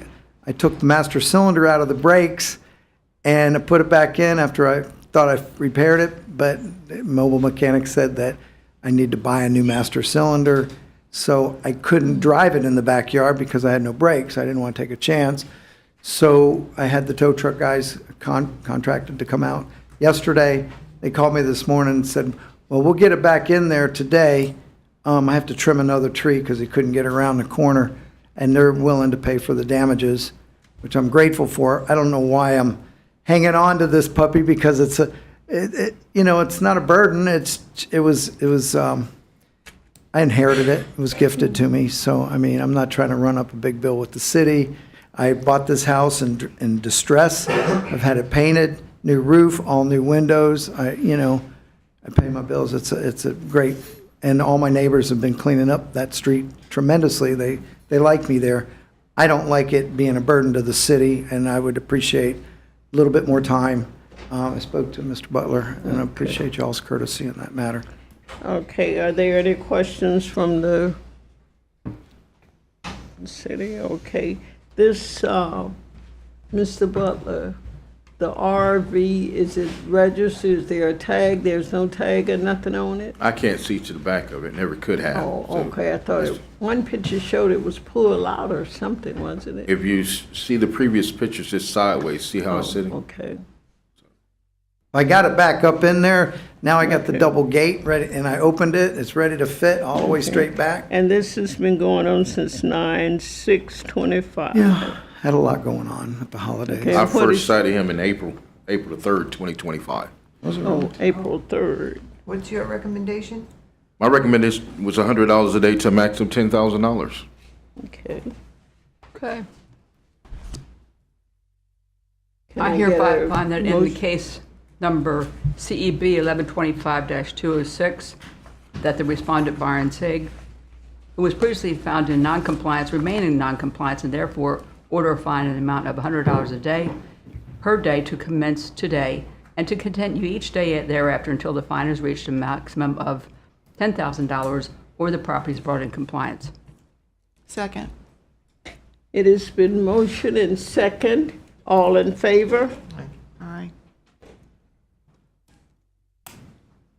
Okay. I can't vote, I wasn't here. Yeah, I know you didn't. I just want to ask the board one more question, because I have been working diligently to do this. I mean, the fine is not going to help my situation. I just talked to Mr. Butler this morning, he said ask for some more time. I didn't know he was going to cut me off like that today, but if I could get till the next hearing, or even next week, I'll have it out of there. I just don't want to deal with $1,000 worth of fines. Yeah, but. May I speak? I'm here to share with you, I'm just as fair as they get. All right, when I received a call the moment before court starts, you present to me what your situation is, but what happened, we didn't have court in December. I mean, I know this just didn't come up. I feel bad about the situation, but however, going forward, I have a job to do. That RV had been sitting there prior to April the 3rd for quite some time. I mean, quite some time. Okay? Just got it. So, Okay. Like Well, I mentioned to the other lady, you can always do a lien review. If, once you get into compliance, you can come to the board and explain what took so long, and they can see whether they want to forgive the fine. The fine is a lien on the property. It's not something that you have to Right. pay now. Yes, ma'am. I believe it'll probably be in my backyard by the end of business day today. And I only called them today because I thought today was court, but I didn't get a notification of coming to court today. I just happened to have the notice I received was not about an appearance. Sir, It was you just an did- affidavit of Yeah, so noncompliance. the first one is the one that needs to be certified or posted. Then the rest of them, because you're already put on notice of what the case, can just be mailed to you, and that's what the secretary did. Yeah, I That never- was proper legal notice. I didn't get anything to That notify me okay. of coming to this meeting. Okay, but it has been moved and second on that there is a fine of $100 a day until this come into compliance. And But for the thank you record, so he was here last month as well. Yeah, The month before December, because they didn't have, or Well, I November. mean, the last November. hearing. Yes, ma'am. And that hearing you were notified. Okay. I'll get it out of there. It's going in my backyard. And then No. when I had it before, it was up on Jackson because I was trying to work on it, and that's what took me so long to get it. I'm not a mechanic. As soon I as just you have to get someone. As soon as Oh. you get into compliance, call him to have it inspected. Anybody here want to buy a used okay. motorhome? no. Cheap? Thank you. Okay, we're now at Brad, you case looking for a number motorhome? 24, CEB 1125183, Anthony Ray Teal at 611 North Street. Yes, hello, good morning. Ms. Hatan, Hello? is there anyone present for We can't see you, 611? Mr. Teal. Please turn your Yeah. camera on. Turn your camera Yeah. on. We need to see your face. Yeah. It's, Okay, so, okay, hold on a second. Okay. This is all, and I'm trying to There we do go. something. Okay. You need to see my face. We see you. Okay, is there a button for that? Nope, we see you. Right. You're fine. Raise your Oh, right okay. hand. Yes, my right hand is raised. Do you solemnly swear or affirm that the testimony you're about to provide is the truth, the whole truth, and nothing but the truth? Yes, ma'am. Thank you. Can you say your name and your affiliation to this case? May I say what? Your name and your affiliation to this case? Yes, my name is Anthony Teal, and my affiliation is the owner of the property. Thank you. Can you move a little closer to the microphone on your computer or wherever you are, you're a little bit If I can distant. determine where it's at, this is one of those tablets and it's brand new Okay, technology. as close to the How's tablet as that? you can. You just wanted to come closer. Yeah, thank you, sir, that's better. Okay, thank you. Okay, Ms. Hatana. Respondent was first notified February 19th, 2025. Since the November hearing, I've had no contact with the owner and there's been no progress. Last inspection was January 6th, 2025. The result was non-compliance. Staff recommends a finding of $100 a day with a cap of $15,000. Okay. Okay, Mr. Teal, Yes, ma'am. would you like to have anything to say? Yes, I've got a lot to say, but I don't want to go to court or turn this into an essay. But previously, I was contacted. There was a tenant issue which stalled it for about five months in order to get them evicted out of the building, right? And a lot of the subsequent damage to the building was caused by the tenants when they realized they had to move.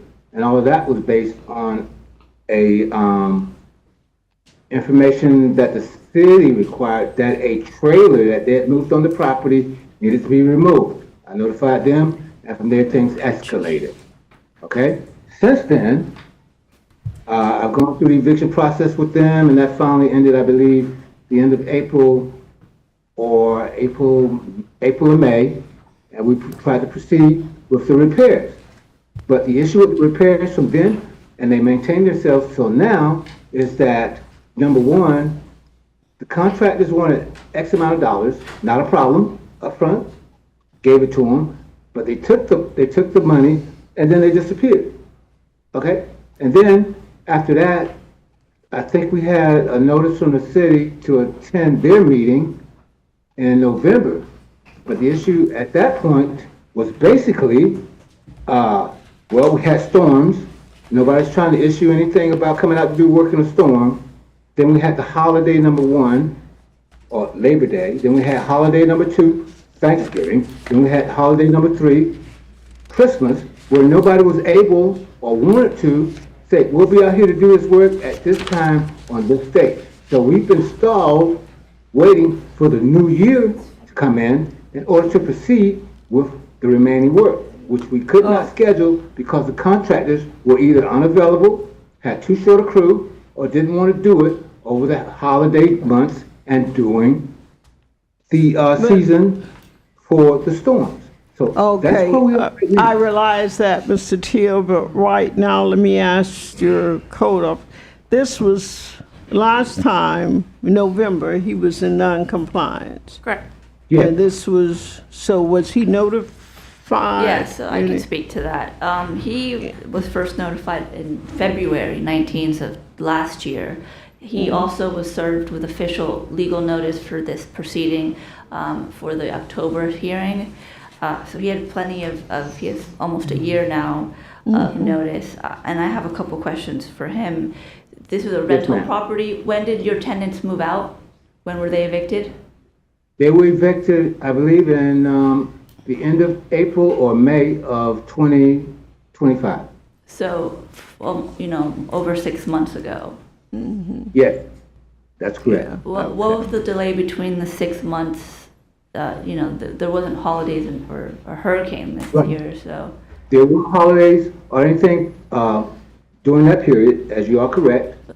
But the issue was But not every day. but the issue was being out of town, trying to schedule people in that could actually perform the work, right? And during that period of time, we were trying to get the outside completed. And how would you say it? Some, what we call those? Some deposits were given to contractors. Okay. We gave it to 3 contractors, right, to do the exterior work to get that part done so that the city could see that that had been performed and that we were continuing. But what Okay, happened Mr. was, Teal, let this us money ask was your officer a question. Yes. You said none of what has been done? He's cleaned up the I'm sorry? outside. Just a moment, sir. He's cleaned up the outside. Okay. What was And your also, recommendation? I'm sorry, please? I didn't mean to What was your recommendation for the city? $100 a day with a cap of 15,000. Okay. You Okay, mentioned I would like to make a motion. Are there any other questions before the motion? Okay, Mr. Gonzalez. Okay, in the case of CEB 11-25-183, Anthony, regarding Anthony Ray Teal of 611 North Street. He was found in non-compliance in the previous meeting. He's still in non-compliance, and I move that we accept the city's recommendation of $100 a day to start today with a maximum of $15,000. Yes, please. May I make a comment? Just a moment. Okay. Is there a Is it too second? late? It's too late? Okay. Is It it too has late? been moved and properly second that the fine of $100 per day commencing today start the fine. Mr. Teal, there is a fine of $100 a day until you correct the violations. Okay. We're Okay. asking that you Ma'am? stay in touch with Mrs. Atana, please. And as That's previously, what you need as to do. previously explained, this fine is a lien on your property. You don't have to pay it today. If you get it in compliance, you can come before the board and request Yeah. a lien review and explain what took so long and ask for forgiveness. It's not guaranteed, but it's an option that you have to Yes. appeal that fine. I understand that, but I wanted to ask a question if this can be extended to the end of the next period, which is April 31st, without any fines going forward, because No, it I started have it all today. done by then. No, it started today. Today will start the $100 per day. If you get it in compliance, please get in touch with Mrs. Atana, and then she will bring it back to us. Thank you. Okay. Thank you. Our next I'm case, sorry, Madam Chair, you said bring it back to the next case. It's not coming back if it's been fined. no, I said stay in touch with her and to. Yeah. Did we vote on that? Okay, I'm just making sure. Okay. Thank you.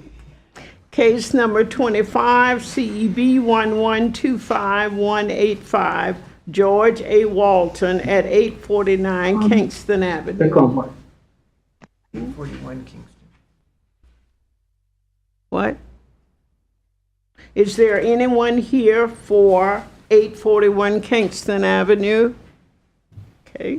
Ms. Hatana. Respondent was first notified July 23rd, 2025. Since the November hearing, I've had no contact with the owner. There's been no progress.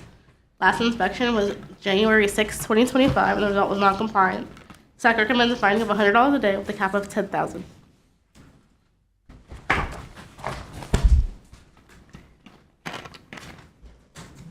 If there's no questions, I would like to make a motion that in the case of CEB 11-25-185 regarding George A. Walton at 841 Kingston Avenue, who was found to be in noncompliance previously, that it still remains in noncompliance, to accept the city's recommendation of $100 a day, up to $15,000, you say? 10,000. 10,000, they live there. To start today. Second.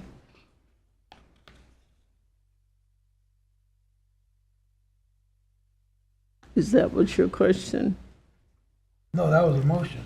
Oh, second, please. Okay. It's been motion and second. All in favor? Aye. Okay. It's $100 per day. Okay. Thank you. Case number 26, CEB 1125187, Gary and Vera Smith at 551 Heineman Street. Is there, okay.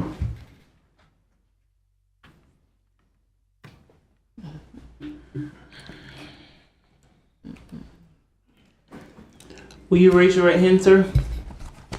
Do you solemnly swear or affirm that the testimony about to provide is the truth, the whole truth, and nothing but the truth? Can you state your name and your affiliation to this case? Gary Smith, 551 Heineman Street.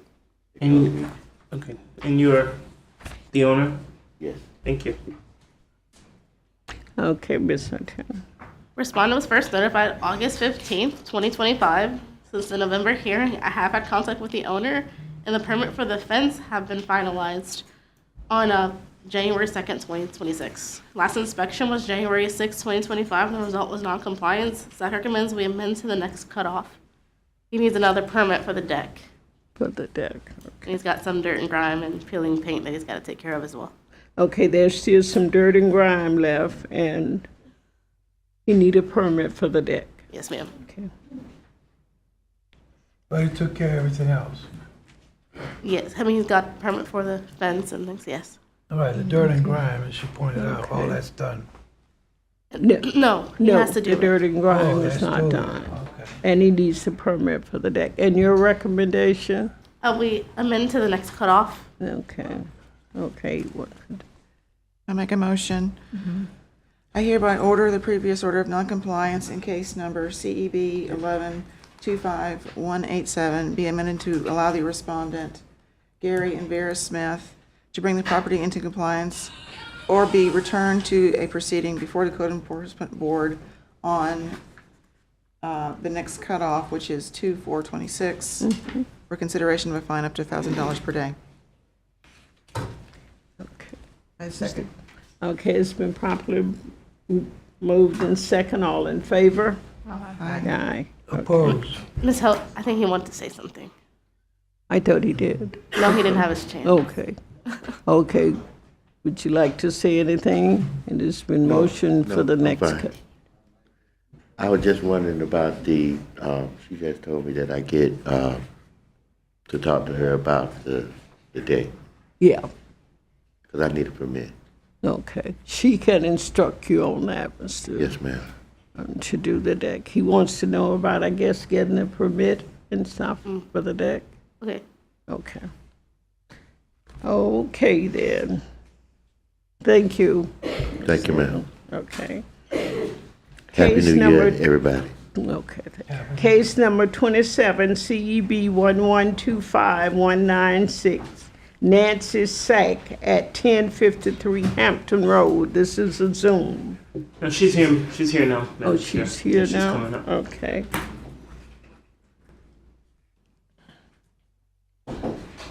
Okay. You raise your hand.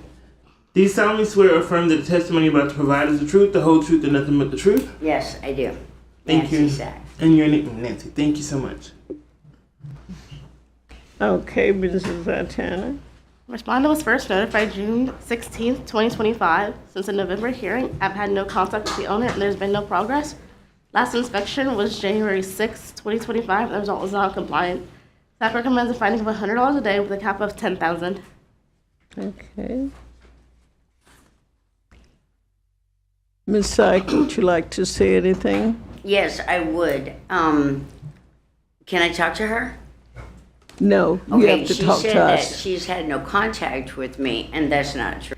I didn't have my phone with me, but that's not true. We have been in contact. And what originally had happened was my neighbor next door complained that my grass was too high. But I've been living there nearly 3 years, and the neighbor never came over and talked to me about at all. So she doesn't understand that I'm doing regenerative gardening, which is growing plants and the types of things for the butterflies, the bees, the hummingbirds and stuff. And so at the point that she came and left the notice on my door, my air conditioning had been out. My air conditioning had been out of my house. It was 90 degrees for a week. I was very, very sick. And then my friend that I work with, we fix poor people's cars for free. He's a mechanic. He started his business. He's a veteran. I'm a veteran. We're both PTSD. He was in 5 tours. So we had made a bond with each other, and he asked me if I would promise him never to let him stay in a PTSD episode. Israel bombed Iran. He went into that episode. I got the notice on the 16th. On the 17th, I got arrested for being at his house, trying to get him not to commit suicide, because they said that I'm not sure. That he told me to leave, I had to leave. I said it's an emergency, we need the government involved, the man's on ketamine, we need help here. All this to say, I have been in contact with her. I've explained the situation to her. I told her that I lived on the street, that I finally got my settlement, that I finally got my own piece of the pie, my place, to make it happen and make it work.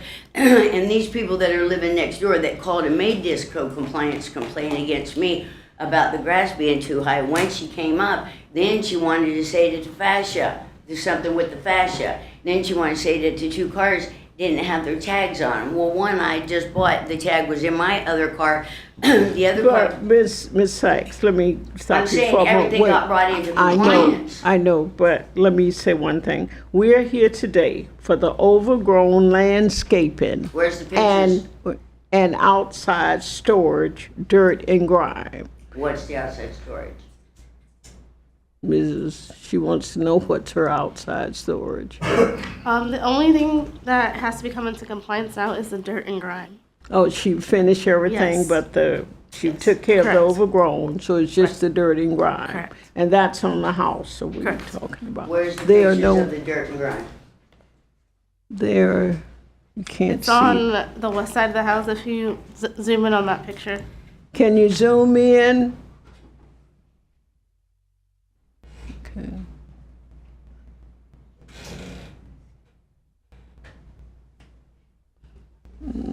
It's on the gate. Oh, no, oh, you have to Yeah, go there it back is. the other way. Left. That's there you it go. right there. All of that. I mean, I've explained Oh, this to yeah, Miss I Sack see multiple it now. times. We've gone through this. She's told me that she doesn't want to do it. She doesn't want to comply, and that I can take her to court. That's basically. And to clarify, the contact, I said we had no contact since November. I have spoken to her in the past. Okay, so that is the dirt and grime up on the side of the house. And your recommendation is what? $100 a day with a cap of 10,000. I'm sorry, that's not dirt and grime. That's the side of that right there, what you see is, that's not dirt and grime. I've The got my own stuff- picture. I got it right here. Ms. Sykes, we're looking at, what is that on the wall? Yeah, what is that on the wall? Yeah. What are you looking at? We're looking right at your house on the What is wall. it that you see on the side of my house? You see. Looks like dirt and grime. That looks like dirt and grime. Yes. On, hold on, let me get this open here. You see dirt and grime on the side of the house that is stucco. When was, Ms. Atana, when was the Madam last Chair. time you were That there? has never been painted. City is recommended $100 a day, capped at 10,000. Okay. I have an Okay. observation on that, if I may. The due process Okay. here, if she Yeah. wants to enter this into evidence, we should allow her that. Right. Okay, but let me please do it the way Yeah, I'm doing it whichever here. way you would like. Okay, he recommended Mr. Gonzalez. Right, I have an observation. In the previous case, was a 2025 case. This is a 2025 case. Yeah. We let go the issue of the dirt and grime until the next meeting. We gave them time to do it. We should give her time to do it also. But this, we had given her time to correct this. The other one had time too. This It is was my very 25. first hearing, the last No, hearing I let's was don't- let's sick. don't- To make let's all don't- things Mr. equal, Gonz- 2025 the other case, 2025 this case, dirt and grime with the other case. We gave them time, so why can't we give her the next time? Okay, because it's up to the whole board, Mr. Gonzalez. I know, I'm just, please I let said us it was an read it. observation. Okay, there is a recommendation from the city. Madam What is Chair, your- the respondent has I believe a photograph or something. She on has it. not received the photograph as of yet to So- show us Yeah, in terms the of difference. yeah. And even Right. if the difference is shown to us, why do we have? So, I think do wanna she's clarify, so- disputing that it's dirt and So grime. legally, That's what I'm legally, disputing. she can't enter a tablet though into evidence. What I'm Thank saying you. is if she has printed copies to enter into evidence, She may don't do have that. printed But if copies she though. doesn't have any printed copies or an emailed to the board secretary, Okay, she can't pass around a tablet. That's just what I'm saying. Yeah, that's what I was saying. So you can You know, email so- that to the board secretary, and she can enter it into evidence, or you can bring copies. Okay. And you Before you can make come- this decision, I would like to see the picture again.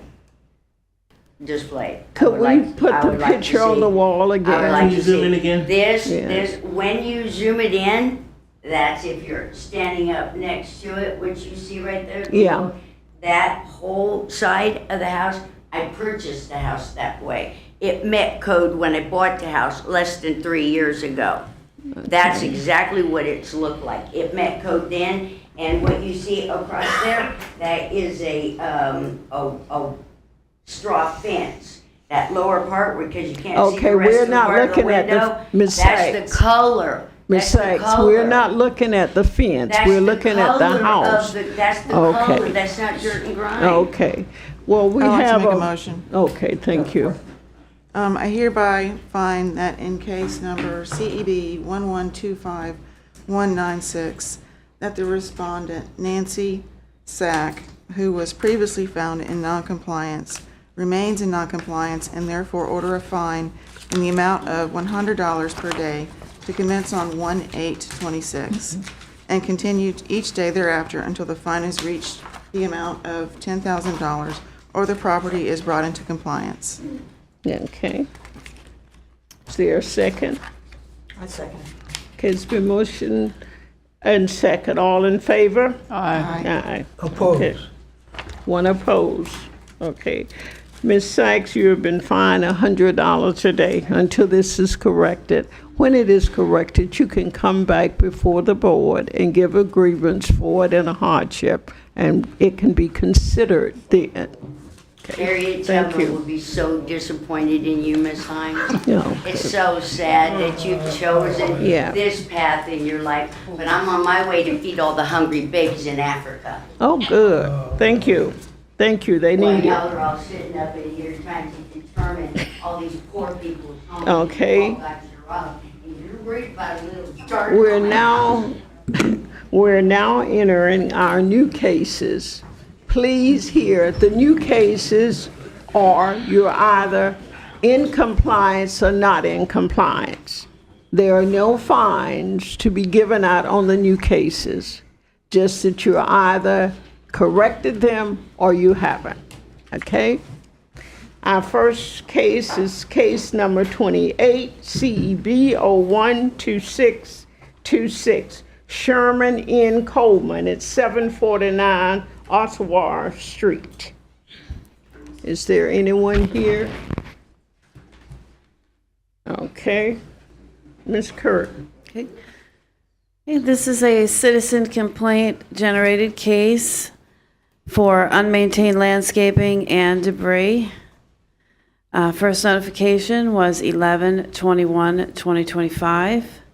Compliance was due 12/8/2025. I conducted a site visit on January 7th, 2026. Property is still in noncompliance. Okay. Staff is recommending a finding of noncompliance with compliance due next cutoff. Okay. Are there any questions from the board? And your recommend is 100 per day? I'm sorry. What, I'm a Finding a non-compliance. noncompliance, compliance due next cutoff. Okay. I'll make a motion that in the case of CEB 0126-26, be allowed to be amended to allow the respondent, Sherman Coleman, for the property at 749 Owasso Street, to be in compliance and order the respondent to come into compliance by February 4th. Right. Or be returned to a 2/4. hearing before the Code Enforcement Board on March the 4th for consideration of a fine up to $1,000 a day. Yes. Okay. Second. Second. All in favor? Aye. Aye, okay. I just have a question, Madam Chair. The next cutoff is February 4th, Right, and the next hearing will be February 12th. right. Okay. Okay. And who made the motion? I mean, the second. I didn't, oh no, I didn't. She second, Ms. Marsh second. She made- Thank you. Okay. That's it? Yeah, we voted. All in favor? Okay. Case number 29, CEB 012627, David M. Burton and Lucetta B. Webster at 312 North Keith Street. Is anyone here for 312 North Keith Street? Ms. Kurt? Okay, this is a field-generated case for unmaintained landscaping, expired permit, unsecured vacant structure, ripped and missing screens. First notification was 8/16/2024. Compliance was due 9/16/2024. I conducted a site visit on January 7th, 2026. Property is still in non-compliance. Staff is recommending a finding of non-compliance with compliance due next cutoff. Okay. Are there any questions from the board? How did this go on so long and we're just coming back to it? There was a new owner. It was in his father's name, and then it was transferred to Mr. David Burton's name. There was actually a lot more pertaining to this case that did come into compliance. Some things have just, stuck around, like this expired permit mainly, and then the landscaping has started to grow back.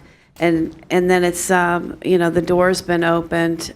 So he had been working with me throughout this time period of this case. It's just now it's grown stagnant, and we're sitting here with the unsecured vacant structure and the expired permit. So. Thank you. Okay. Do I have a motion? Yeah, I'll make a motion, in the case of, CB 01-26-27 regarding David Burton and Rosetta Webster at 312 North, Keith Street, that, they're found to be in, non-compliance and are to return to, our next, meeting, and that they should come into compliance by then. If not, that there's a possibility of $1,000 a day fine, up to $1,000 a day fine. Okay. Is there a second? Second, it's been motioned. All in favor? Aye. Aye. The Madam Chair, if I may, can we hear case 44? We have an interpreter, and the city only has already paid for 2 hours, and the 2-hour minimum, and we don't want to go over. Okay, case number 44. I think we have a problem with that. The inspector is Mr. Wexelberg, and he's not here, so we should be Okay. releasing the interpreter, because So, I will be suggesting that these cases all be continued until. Continued, okay.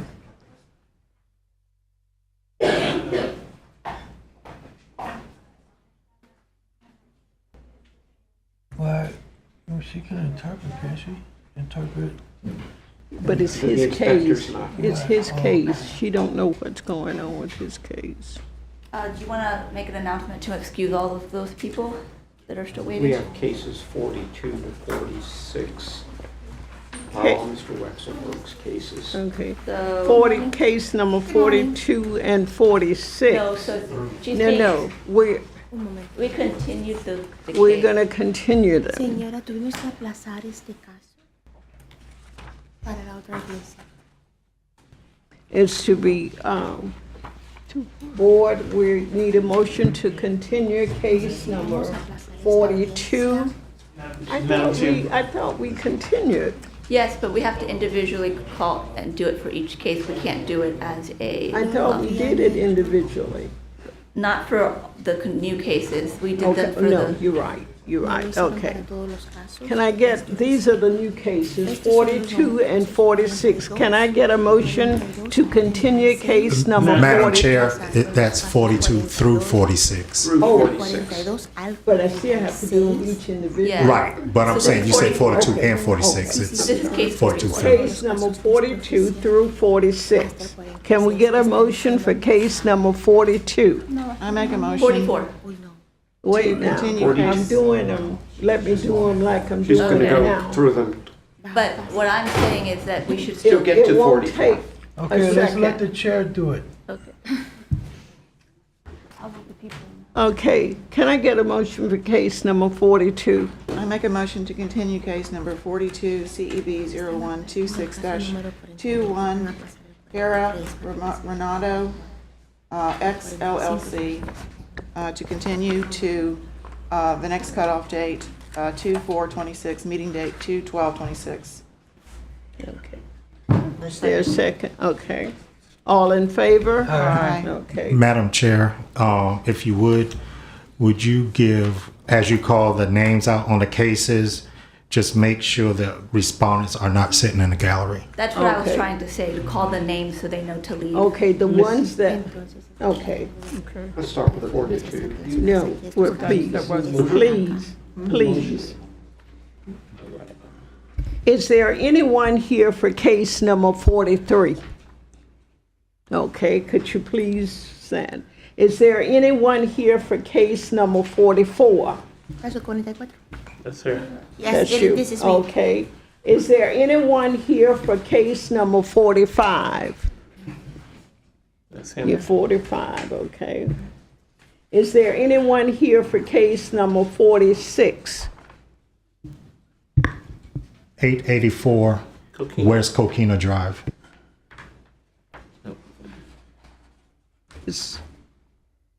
Okay. So now we're going to have case number 43. And 44 is We did next. 42 already. 43.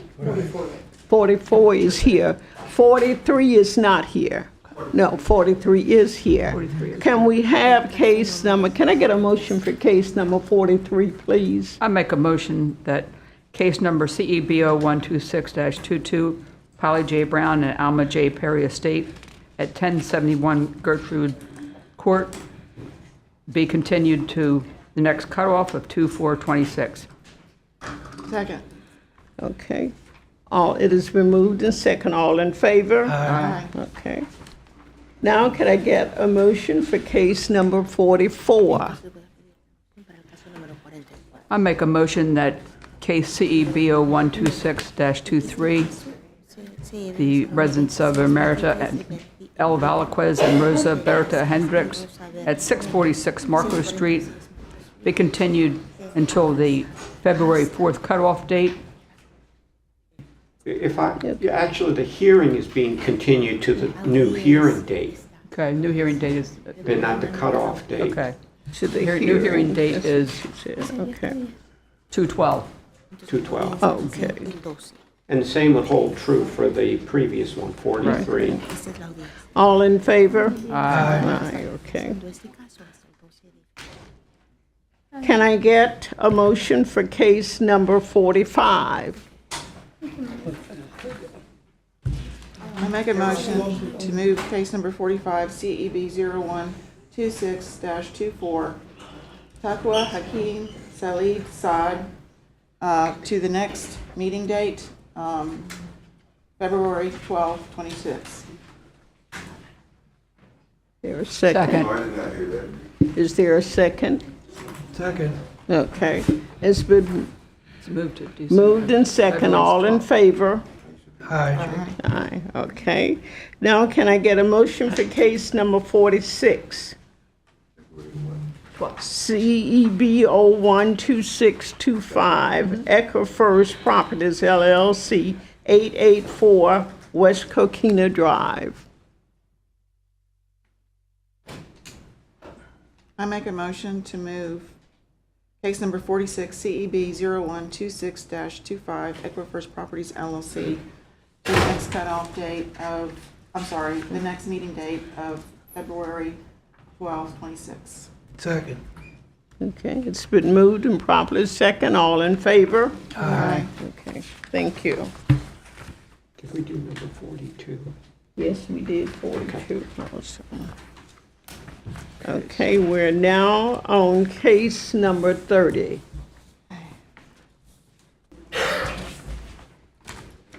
Case number 30, CEB 012631, Evelyn Rodriguez at 1405 Molly Road.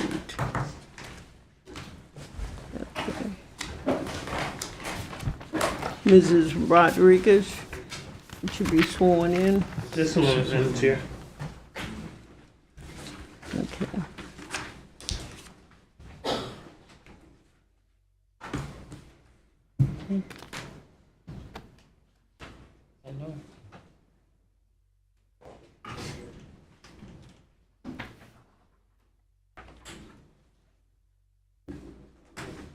And Mrs. Callis has stepped down.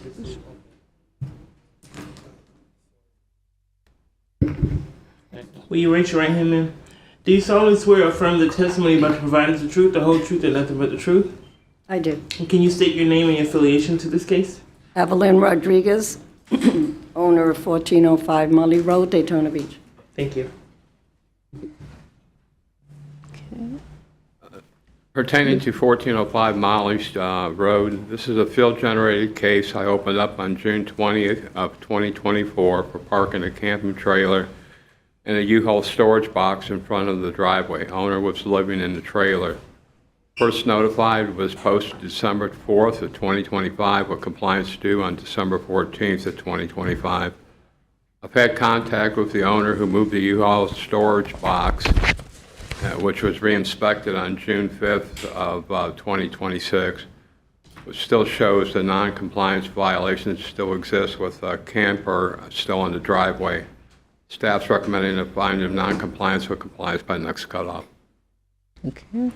Mr. Clee, you said June 25th, 2026. Did you mean 2025? I said it was posted on, no, I'm sorry, January 6th, 2026 was inspection. Okay. Apologize. Mrs. Rodriguez? Ms. Rodriguez, this is a FEMA trailer that I've been flooded twice for Ian and Milton. Last year, they turned it over to me. There's been some issues with it. Maybe that's why they didn't want it back. I have someone to move it. However, there is a water leak, which fell into the bottom panel and stressed it. And I didn't know because you come in and out of that side, but on the other side, the bottom that protects all the electrical and plumbing, some kind of hard plastic or something, it ripped off on one side. So the trailer is not road ready. I got someone to come out and look at it. They said the bottom is put in by rivets, by some machinery. So they're trying to figure out how to put it back. So I'm asking for a 60-day extension to move it. Madam Chair, I have a couple questions to ask her to see if she's in compliance with the FEMA, the statute that gives the ability to have the trailer, if you'll give me some leeway real quick. I also want to mention that the storage container is not allowed under the statute. It's only the trailer, and I first need to establish whether she's under that FEMA allowing. So real quick, you're saying that the trailer, I have to determine whether the clock started. Under Florida statutes 166.0335 is the statute that allows the FEMA trailer. I need to determine when the clock started, which state of emergency that you're going under. Is it, you started with Ian and then it reset for Milton, you said? Oh. Is that what you're saying? Well, I didn't say reset. I'm just saying that I did get flooded for both, and I've had to restore my house twice. That's all I After said. Milton. When did the trailer get there? After Ian, did you move back into your house? Yes. Okay, so then after, what happened after? Then Milton hit. happened. When Milton happened, you had to move out of your house again? Yes. Back into the trailer? Correct. Okay, so under the timeline wise, if you do qualify, that would expire October of 2027. But you still need to meet 3 other requirements, if you will bear with me. Number 1, are you making a good faith effort to rebuild your home currently? Yes. Okay, what is that effort? Actually, I had a contractor, no one will come out. I had to get a contractor from out of state. He was almost finished in June. He had an accident in another project, which he gashed his head. He couldn't continue. I got a second person. it sounds weird, but I mean, I could get affidavits if you needed. The second person had a car accident and he was out of commission because of that, back injuries. So I have a current person. I could actually, I guess, move in. The things that are left are kind of, I say is necessary because it's an inside door and whatnot, but you might say it's just cosmetic. So I don't know. Is your house Okay. currently unlivable? Yes, It's under good- the like you can't live statute. in your house yet. You Yeah, can't- she can you said live- she lived in it. So you're not living in your home. You're living in the trailer at all times. I'm in the process of moving everything out because I had to shut off the water for the yes, trailer. I'm so sorry. Are you living in the trailer or are you living in I'm your still home? staying in the trailer, yes. 100% of the time? Yes. Okay. Okay, maybe I heard wrong. I heard Mr. the same thing Ding. you heard. She's in the house. I thought that's what I heard. Yeah, that's what I She heard. told me a couple, 6 months ago that she was living in and out of the house, but she Okay, needed so title. then she doesn't qualify under the Okay. the FEMA statute. Okay, but today we're here just to either you're in compliance or you're not in Like, compliance. I do have to establish whether the FEMA statute applies, because if the FEMA statute applied, she wouldn't have we couldn't force her to move the trailer because the statute allows her to keep it. If she's not qualified under the FEMA statute, she's not in compliance and thus would have to move it. So that's why I'm going through this process. If she goes into her house for anything, to wash her hands, to sleep. That's right, she can't have keep the the trailer. trailer, And thus yes. doesn't qualify under the FEMA statute. Yes. If I could Yes. mention also, I don't know if it related to yours, she told me that FEMA actually gave her the trailer to sell. That's Yeah. not relevant. Okay, 'cause Yeah, she wasn't in. She still needs to meet the 3 requirements. I mean, it's relevant, but They it doesn't satisfy the 3 requirements. And not just real quick, number 1 is a good faith effort to rebuild. Number 2, there have to be connected utilities, electric and water, to the trailer. It needs to be in safe living conditions. That's under the number 2. Okay. And then number 3, you have to occupy the trailer as your primary residence. You can't go into the house because the house is unlivable. So that's what the. that's what the Okay, requirements can I are. get a motion from the board? I need one more clarification, Yes. following up on your questions. I know. It's okay. Because I thought I heard her say that there were problems with the trailer and the electrical and something Yes. falling out. So how Yes. could she be living in the trailer? Yes. If there's a danger or a health issue there, Yeah. that was not clear to me. Yeah. What the deal is with that. But I think Can I we answer have that? established that where that is. Can I please get a motion Well, for either compliance or non-compliance? That's all we can do here today. Right. So, but if Please. the trailer's not in compliance, then which is. It's non-compliant. Or not in compliance? She's not in compliance. It's not movable. I know. Okay. What was your recommendation? Well, it's either, it's non-compliance. It's non-compliant with finding non-compliance with, by the next cutoff. Can I Okay. get a motion? Yes, ma'am. In the case of CEB 01-26-27, wait a minute, I got the wrong one. CEB 01-26-31, Evelyn Rodriguez at 1405 Mo Road. I find that the case is in non-compliance and needs to come into compliance by our next cutoff date, which is 4/12, and or for fine. No. 2/12. 2/12. No. I'm sorry. Well, that's what I was asking for 60 days. 2/12. Yeah, 2/12. 12. Sorry about that. Actually, excuse me, it's actually 2/4. not At 2/2. 2/4, that's what I kept saying, the cutoff date. 2/4 was the cutoff. It It is. is. That's 2/12 what is the meeting date. Right. It is. That's what I said, next meeting date. But we want it on the cutoff date. She needs it on the Okay, cutoff. cutoff date, 2/4. To come into compliance by the cutoff date of 2/4, or to start facing a fine up to $1,000 a day, or come into compliance by then. stay in contact with the inspector. It doesn't Can I necessarily get mean. a, can I get a second, Second. please? Oh, sorry, Dan. Second. Okay. My It is apologies. all in favor? Aye. Aye. Okay. Thank you. Stay- Case number 31, CEB 012602, Robert McManders Owing III and Bonnie Porter Roof at 823 South Beach Street. Okay. I'm Robert Owen, 823 Sir, South Beach hold on, Street. Hold on. Raise your right hand. Do you solemnly swear or affirm the testimony about to provide is the truth, the whole truth, and nothing but the truth? Yes, I do. And now you can state who you are and your affiliation. My name's Robert Owen, 823 South Beach Street, Daytona Beach. Thank you, sir. Okay. Inspector Ron Beatty, my credentials are on file at the city. This case was opened on June 9th, 2025 as a field-generated case for unmaintained landscaping, dirt and grime, bare wood exposed, no permit for window installation.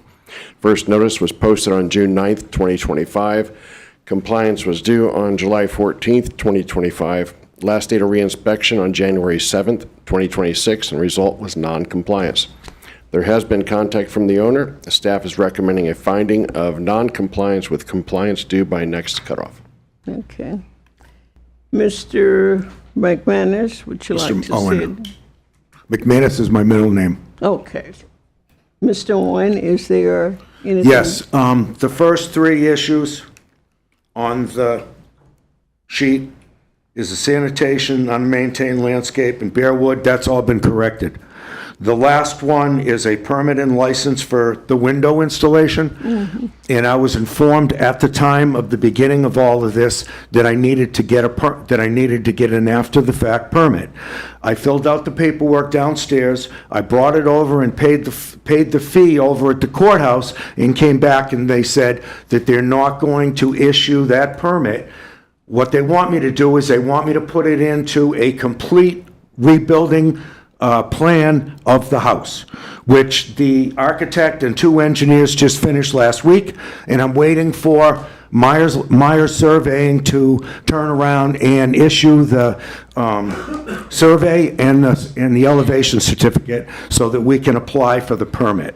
But the first three are corrected. The last one isn't going to be until there's a building permit issued for all the work that's going to be done on the house. Okay, let me ask Mr. Beanie, did you notice the three that was corrected? Is he saying, are they corrected? Yes, ma'am. They are correct. Yes. Okay, today hearing is just either compliance or non-compliance. Okay. And you will have, you can have until the February 4th to come back with the permit or whatever, but today is just you're in compliance or you're not in compliance.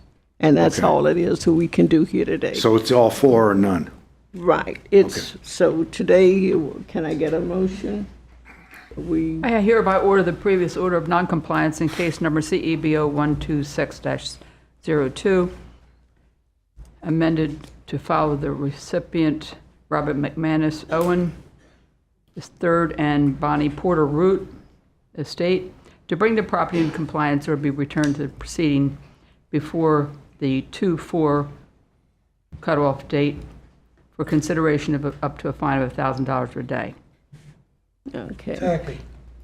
Okay, it's been moved and second, all in favor?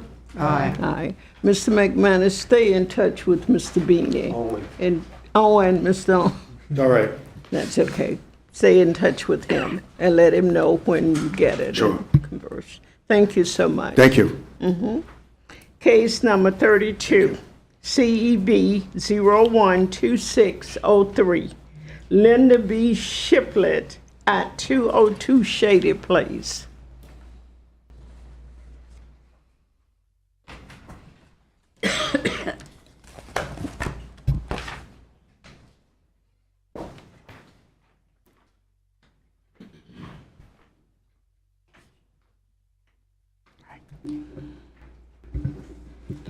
Ma'am, can you step to the next mic? The next one?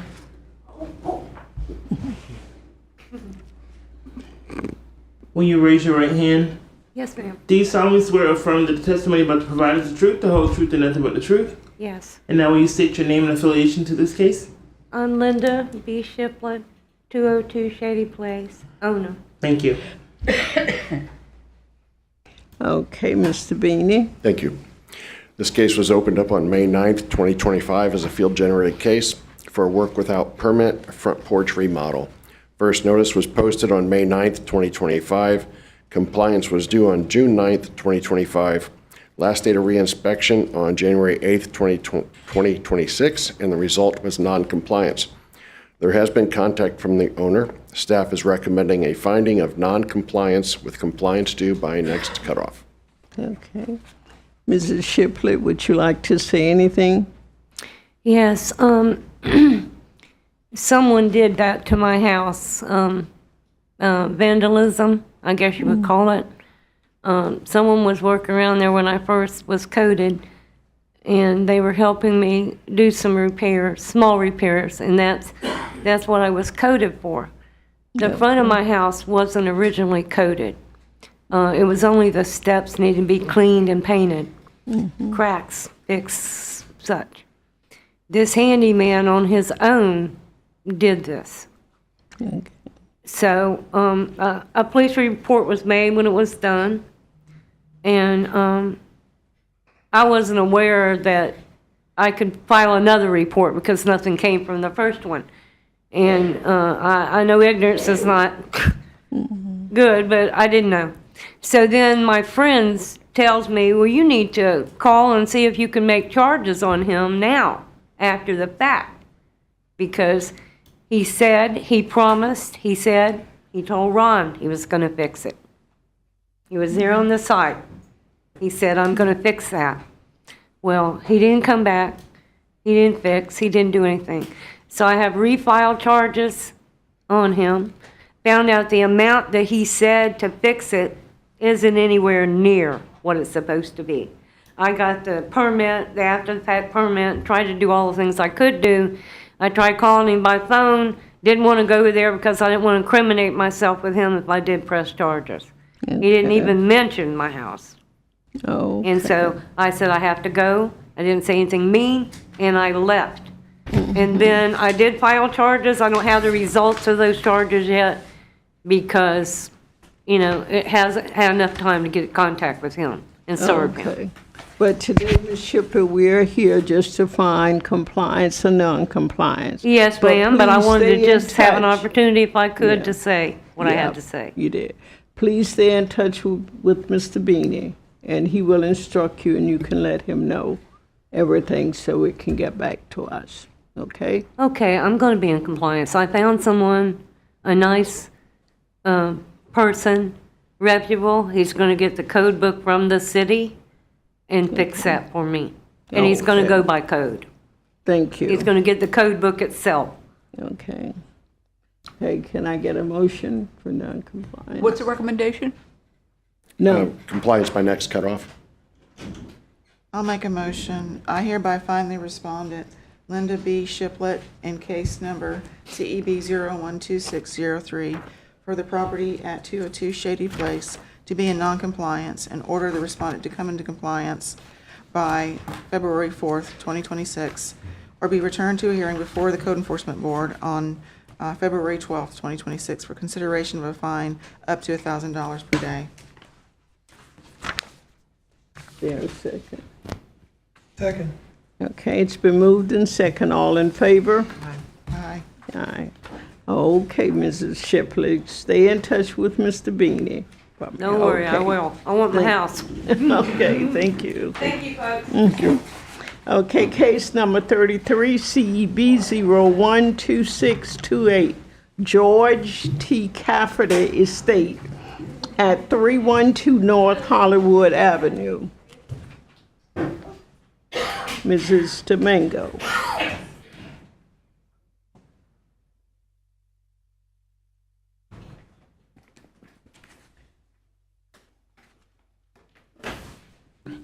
Will you raise your right hand? Do you solemnly swear or affirm that the testimony about to provide is the truth, the whole truth, and nothing but the truth? I do. Can you state your name and affiliation to this case? Crystal Caffrey, wife personal representative of late George Caffrey. So you are the representative of the estate? Yes, ma'am. Okay. Is that Crystal? I'm sorry. Is that Crystal with the K or a C? A C. Thank you. Okay, this case opened March 5th of 2025. The owner was notified April 22nd of 2025, cited for violations of being a fire damaged structure, outside storage, trash and debris, rotted wood, chip peeling paint, boarded windows, damaged fence, outside salvage items, a stagnant hot tub, missing windows. It looks like that repeated on there. A dilapidated lean-to or carport structure in the rear, and damage to the plumbing equipment pipes at the side of the house. I'm requesting compliance by the February cutoff for this property. Okay. Do any of these need permits? Is there a motion? Just answering Attorney Diaz's question. Do any of these need permits to fix? Yes, and that's been an ongoing conversation that I have been having with Mrs. Caffrey about the state of the repairs to the property. There's a contractor that was Mr. Kelly O'Neill that is supposed to be applying for a permit from our last communication, and I still don't see a permit on record for. There's a reason for that. His adult children are also heirs of the estate, and we did have a conflict. They said I was making unnecessary repairs, which, as you see, it's not unnecessary. But they were contacting my attorney. I've since we have a conflict, my attorney and I, so I'm seeking counsel today. So you're not the representative then? You have to go with the other? No, I am the representative. But the children, they are also. When's it going to probate? Do you know? I don't. I have to meet with counsel today. Yeah. So Generally, but I've since repaired some of that, like the window right there. That's repaired. No, yeah. I just ask because sometimes it's difficult to get permits until you're done through probate when there's this kind of contention. Yeah. So that's, I don't know. Okay, is there a motion?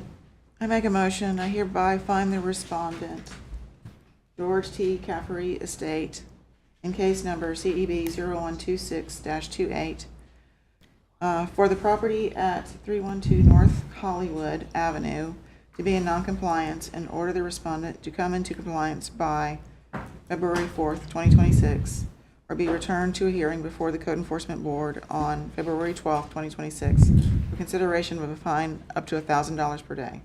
Second. Yes, ma'am. It has been moved and motion. All in favor? Aye. Aye. Thank you. Okay, Mrs. Crystal, would you stay in touch with her? Yes. Thank you. Case number 34, CEB 012629, Bobby J. Tolliver at 521 Spruce Street.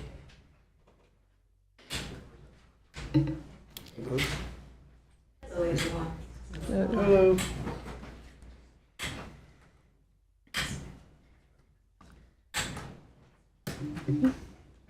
Ms. Tolliver, would Will you raise your right hand?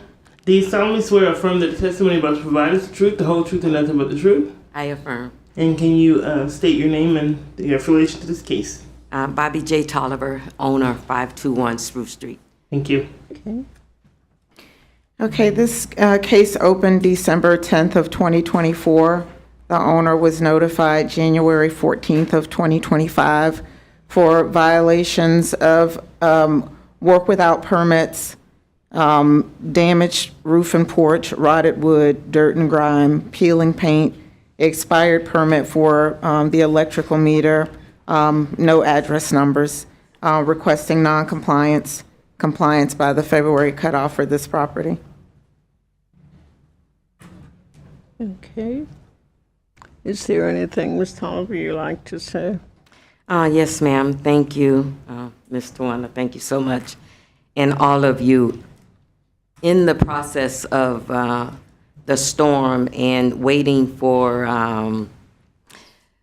Elevate Florida, there were some things that I was supposed to do as far as get an engineer. And I have been talking with Mr. Anthony Hopkins in reference to that, but because of his time, we have not been able to really get together. I spoke with him a couple of days ago, and he is going to get back with me. But I appreciate the time, so I'm going to work diligently to bring this up to par. So am I understanding that I can proceed with having some things done, because I can go ahead and get the numbers and do the small things?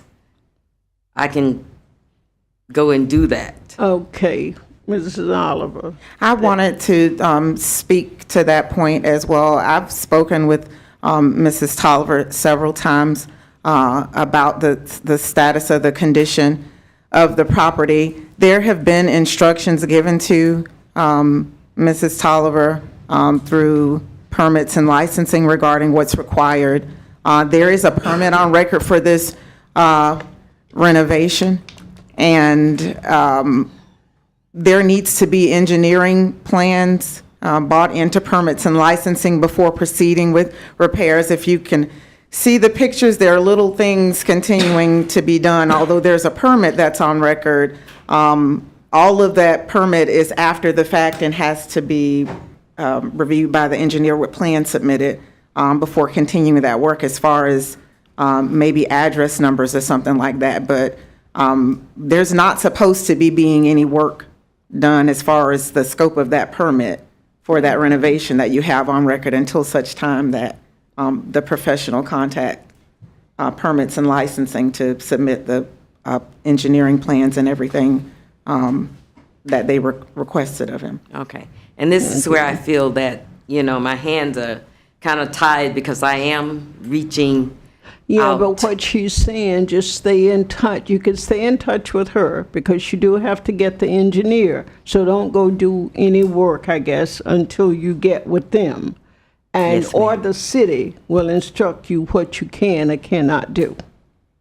Today is a hearing just to say that it is in compliance or it's not in compliance. Yes, That's all we're here today to do. And we find it's not done, so it's not in compliance. Yes, But ma'am. please stick with her and the city to get it done. by Thank next you. step. Okay, can I get a motion of none? I hereby find the respondent, Bobby J. Tolliver, in case number CEB 0126-29 for the property at 521 Spruce Street to be in noncompliance, and order the respondent to come into compliance by February 4th, 2026, or be returned to a hearing before the Code Enforcement Board on February 12th, 2026, for consideration of a fine up to $1,000 per day. Second. Okay, it's been moved and second. All in favor? Aye. Okay, so Ms. Colliver, please stay in touch with her and the city, and you get all the information you need to do what needs to be done. Okay? Thank you so much, all of you. Appreciate it. Okay. You're welcome. Case number 35, CEB 012630, Jess Murray at 608 Cedar Street.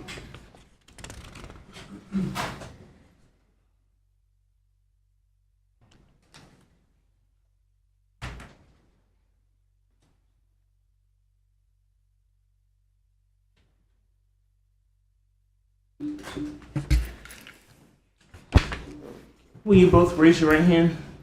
Do you solemnly swear or affirm that the testimony you're about to provide is the truth, the whole truth, and nothing but the truth? Yes.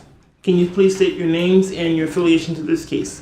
Okay, my name is Murray Jess, owner of 608 Cedar Street. Okay. I'm his nephew, witness. What's your name, sir? Deandre Brown. I'm sorry. D-A-N-D-R-E Brown. Okay. Murray, your first name? Correct. Okay. Okay, this case was opened June 13th of 2025. It's a referral from the Daytona Beach Police Department as a nuisance property. The owner was notified October 2nd of 2025 for violations cited blighted, damaged structure, unmaintained landscaping, rubbish and debris, unsanitary, unsafe property conditions, weeds, missing window screens, again, trash and debris accumulation. I am asking for non-compliance, compliance by next cutoff for this property. Okay. Mr. Murray, Yes. like to say anything? Yes, I had tenants in the house and then I had them evicted. And I showed up for the eviction date and the people didn't show up. They had one of their family members in there and they reapplied, had to go back to court to get them evicted because they said they were getting mail there or something. So where the position I'm in now, I think I've been in touch with 2 demolition companies, and around between the 20th and the 24th, I'd like to have the place demolished by one of those companies. And I don't know how that would work as far as fines and stuff, but I'd like to get. Well, today, again, it's just compliance or non-compliance. You can stay in touch with Mrs. Domingo, and she will let you know what will be done. I wanted to state for the record that I went out for a reinspection of the property yesterday, and the property's since been condemned by the building department. I don't know if you had an opportunity to go by today, but that would mean there's a building department case on the property as well, so you would need to follow up with the building inspector as well.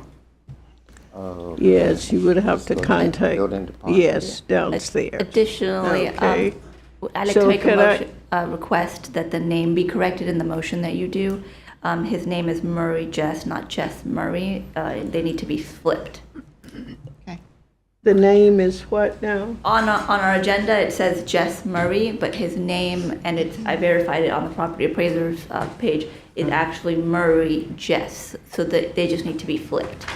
Is that your name? Correct. First name Murray. Okay. And I went down to the, and had an address change because a lot of the mail that was coming out from the department wasn't reaching me for years.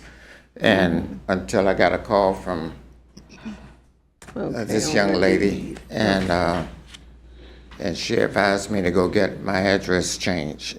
All the mail was going to my old business. So I did that. So, and then I got this letter. This was on the door. I came up yesterday and saw this on the door.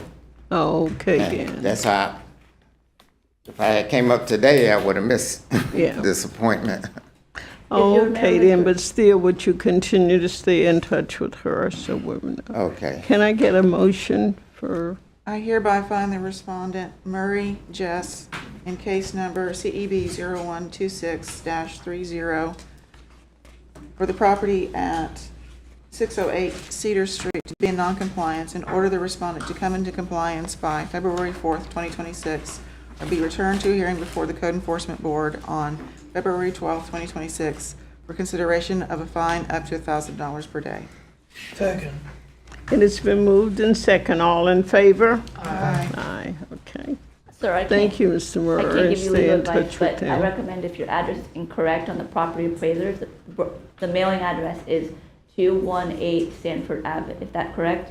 That's my old business. Okay, so you have to go to the property appraiser's website and update your mailing address so that you get mail sent to the correct address. Call the Okay. property appraisers, they can help you. You can do it Ours- online too. Yeah. Case number 36, CEB 012613, Ivy Lynn Bibler and Catherine Lee Seagate at 401 North Oleander Avenue. Good Mrs. morning. Quinn. Oh, yes. She's on Zoom. She's on She's Zoom. Yeah, I thought I said Zoom. Will you raise your right hand? She's muted. Yes, I've just unmuted. Okay, hello? Yes. Hello. Do you solemnly swear or affirm the testimony about the provide is the truth, the whole truth, and nothing but the truth? Yes, ma'am. Can you state your name and your affiliation to this case? Yes, my name is Ivy Bibler, and I am a co-owner of 401 North Oleander with my daughter, Catherine Segali. Thank you. Okay. Hi there. Inspector Quinn, City of Daytona Beach Code Compliance. My credentials are on file. This case was opened November 6th, 2025 as a citizen complaint for outside storage, trash, and debris. First notice was received November 7th, 2025 via a property posting. The compliance date was November 17th, 2025. The last date of inspection was December 31st, 2025. I have been in touch with Ms. Ivy Bibler, and staff recommends a finding of noncompliance with compliance by the next cutoff. Okay. Is Mrs. Bibber, is it? Yes, Okay. it's Bibler, yes. Would you like to? Yeah, I purchased this house for my daughter. My daughter is a person with a mental illness, and it's manageable, and I thought that she would be very capable of handling it. What has occurred since the purchase, I purchased it in the middle of July of 2025, and probably 2 or 3 months ago, she became overrun with squatters. And they have, they're a plague to the neighborhood. I am ashamed of what's going on there. I'm sad as a neighbor. I wouldn't want to see it. But there's multiple people that are staying there. As of yesterday, which would have been the 7th, I filed an illegal detainer with the Volusia County Clerk of the Court.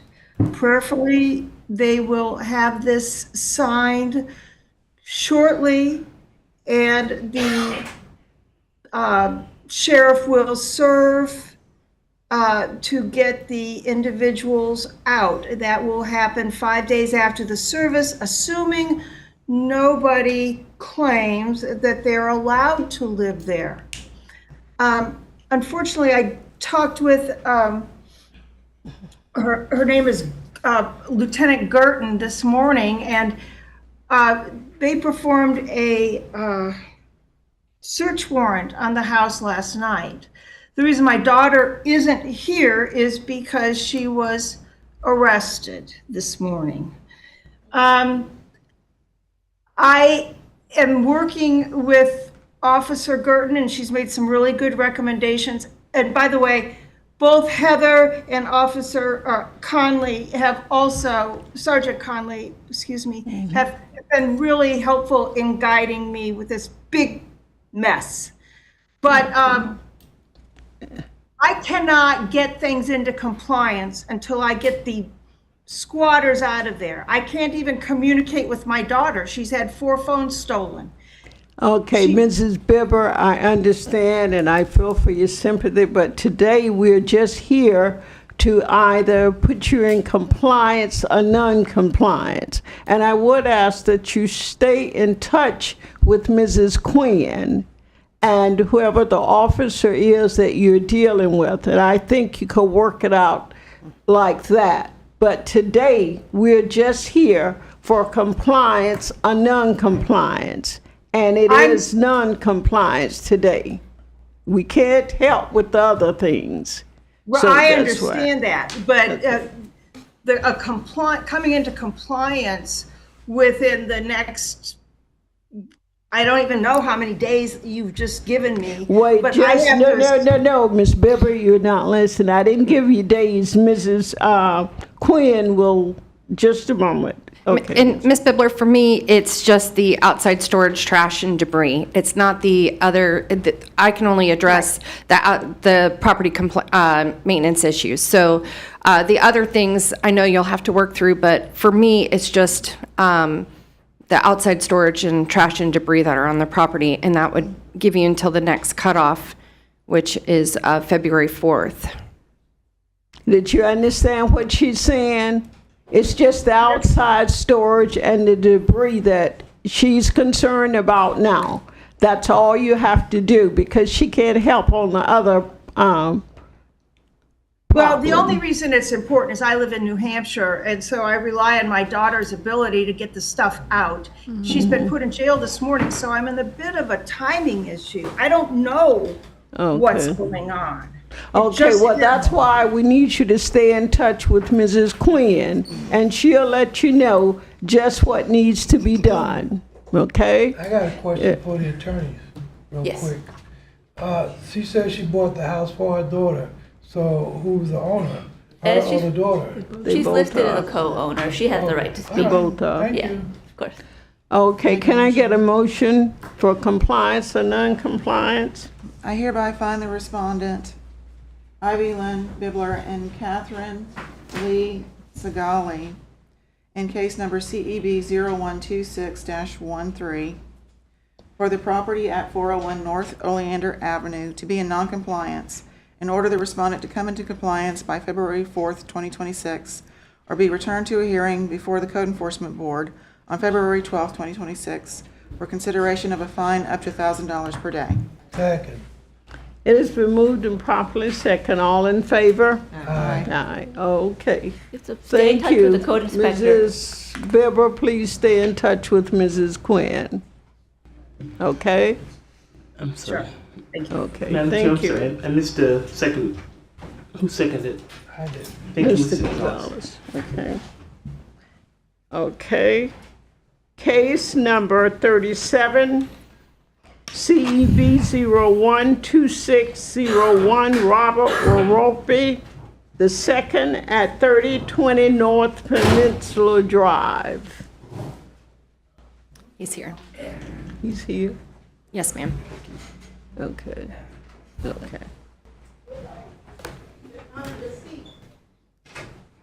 Again, I'd like to remind you that the cases today are either compliance or non-compliance. That's all that we are handling with these cases.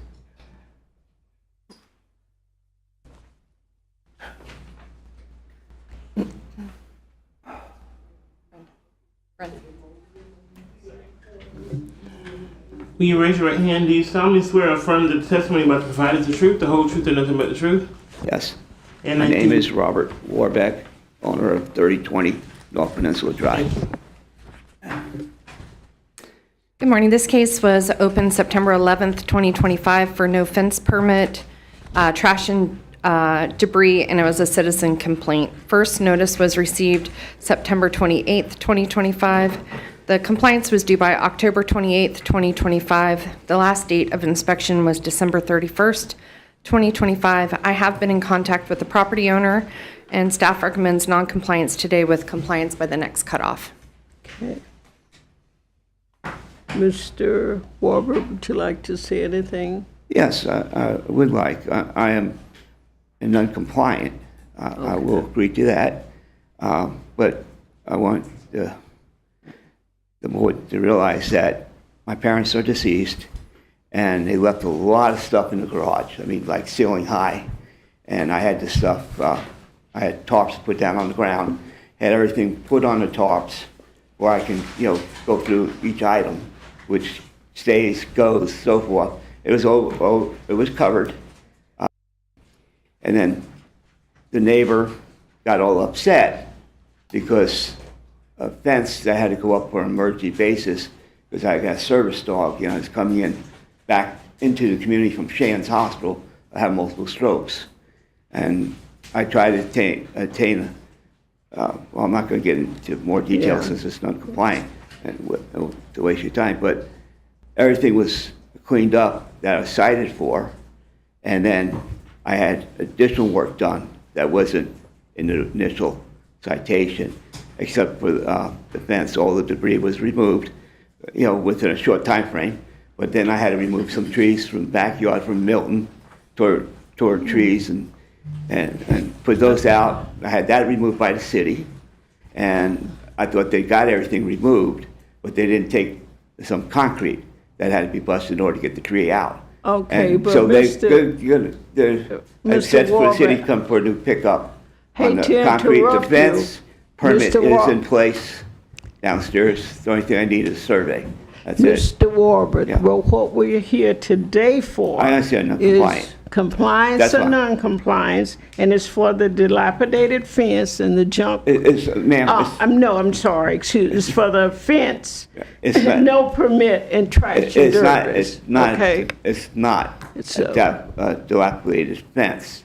You know, the Okay. fence it was okay, initially. it's no Let me just permit. clear, you said I correct, dilapidate. Mr., it's no Permit permit. is in process downstairs. Okay. I So also want that's- to what I need you I'm to going do to keep in though, contact with her. stay in Oh, I contact will. with her. There's nothing we can do I understand. today about that. I understand. You I just either wanted have it- to do it I was just trying to compliance, explain. and you yourself said it's Right. not in compliance. Right, I did, Okay. you know, because Okay. it's not. Can I get a motion to, Yeah. I'll make a motion that the respondent, Robert Warbeck, in case number CEB 01-2601 for the property at 3020 North Peninsula Drive, be in noncompliance and order the respondent to come in compliance by the next cutoff, 2/4/26, or be returned to a hearing before the board on 2/12/26 for consideration of up to a fine of up to $1,000 per day. Second. okay, it's been moved and second. All in favor? Aye. Okay, Mr. Warburton, please stay in touch with Ms. Oh, I will. Queen. I want to bring to attention that downstairs, Okay. they gave her a wrong address, a wrong phone number to me. And I got the postie slip from the clerk downstairs with the wrong number to the inspector. And I was calling another inspector, leave messages, but they never said, hey, that's the wrong number. You know, the number they gave me is a disconnected number. And that's from, Okay, that's then just you from the could day. work with that over there with the secretary, Mr. Okay. Case number 38, Oh, I can't bend down. I also, CEB 012604, I want- Howard Cook Jr. Everyone have a good day. At 1224 Continental Drive.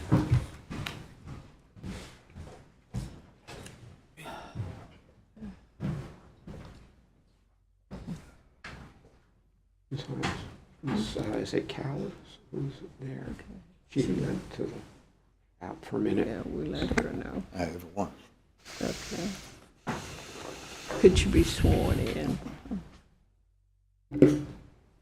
Do you solemnly swear or affirm that testimony about to provide is the truth, the whole truth, and nothing but the truth? Yes. And can you state your name and affiliation to this case? Howard Cook Jr., owner of 1224 Continental Drive. Thank you so much. Okay. Mr. Butler. As it pertains to 1224 Continental Drive, this is a field-generated case. I conducted a site inspection where it was determined the property had the following violations. It was junk vehicles in the backyard and dilapidated fencing. The property was notified on September 24th, 2025. On October the 24th, 2025, the violations was to be in compliance. My last date of reinspection was January the 7th, 2026. Result of my reinspection was non-compliance. I've had no contact with the property owner. Staff requests non-compliance, compliance by next cutoff. Okay. Mr. Cook, would you like to say anything?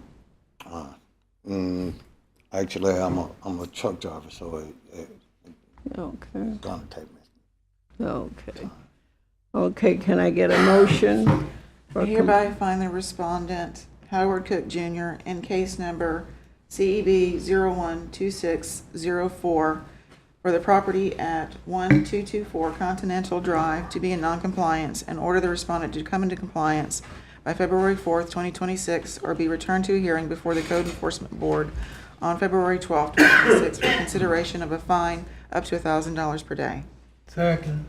It has been moved and second. All in favor? Aye. Mr. Cook, we found you in non-compliance, but please stay in touch with Mr. Butler so that you can get it corrected, okay? Case number 39, CEB 012615, Janice J. Johnson and Johnny T. Lewis Estate. As pertains to 1020. Hold on. I'm sorry. She's here. I didn't even know.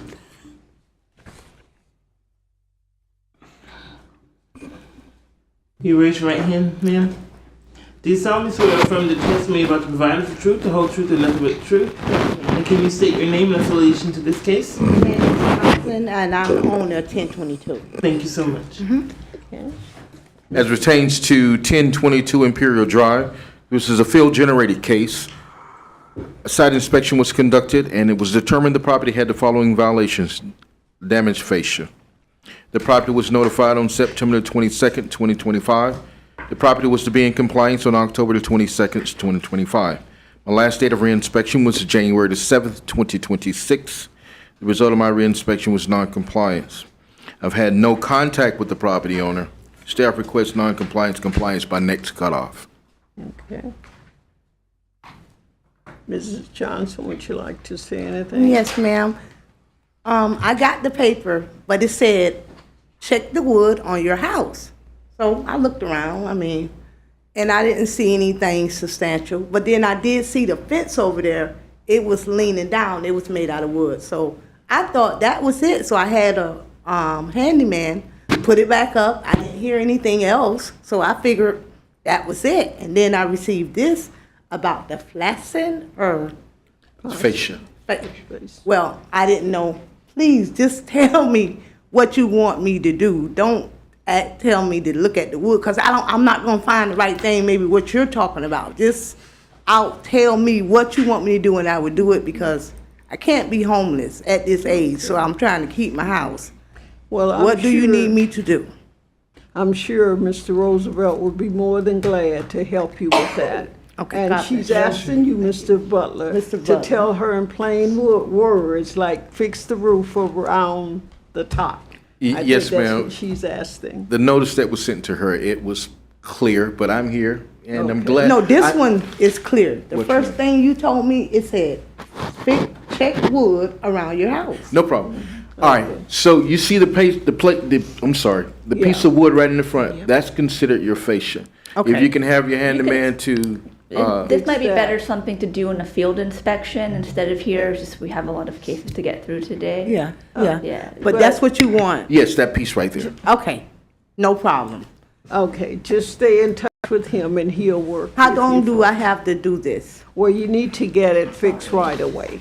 Okay. really. By you having to the next cutoff, I'm sure that's what he's asking. Okay, so once I get it done, do I need to come back here or No, what? no, just stay in touch with Mr. Butler, and you may not even have to come back. Okay, I never see him though. Just call him. He will give you his card. Before you leave, ma'am, He'll give you his card. wait till you finish. You need a motion. I make a did- motion. I hereby find the respondent Janice J. Johnson and Johnny T. Lewis estate in case number CEB 012615 for the property at 1022 Imperial Drive to be in noncompliance and order the respondent to come into compliance by February 4th, 2026, or be returned to a hearing before the Code Enforcement Board on February 12th, 2026 for consideration of a fine up to $1,000 per day. Second. Okay, It has so, been moved in second. All in favor? Aye. Aye. Okay, Ms. Johnson, Thank stay you. in touch with him, please. Okay. Our next case is case number 40, CEB 0126197770, Capital Venture LLC at 1150 Lewis Drive. Okay. As pertains to 1150 Lewis Drive, this is a field-generated case. A site inspection was conducted and it was determined the property had the following violations: overgrown landscaping and junk vehicle. The property was notified on October the 24th, 2025. The property was to be in compliance by November the 24th, 2025. The last date of my reinspection was January the 7th, 2026. I've had no contact with the property owner. However, the management company did contact me, and a staff requests compliance by next cutoff. Okay. Can I get a motion?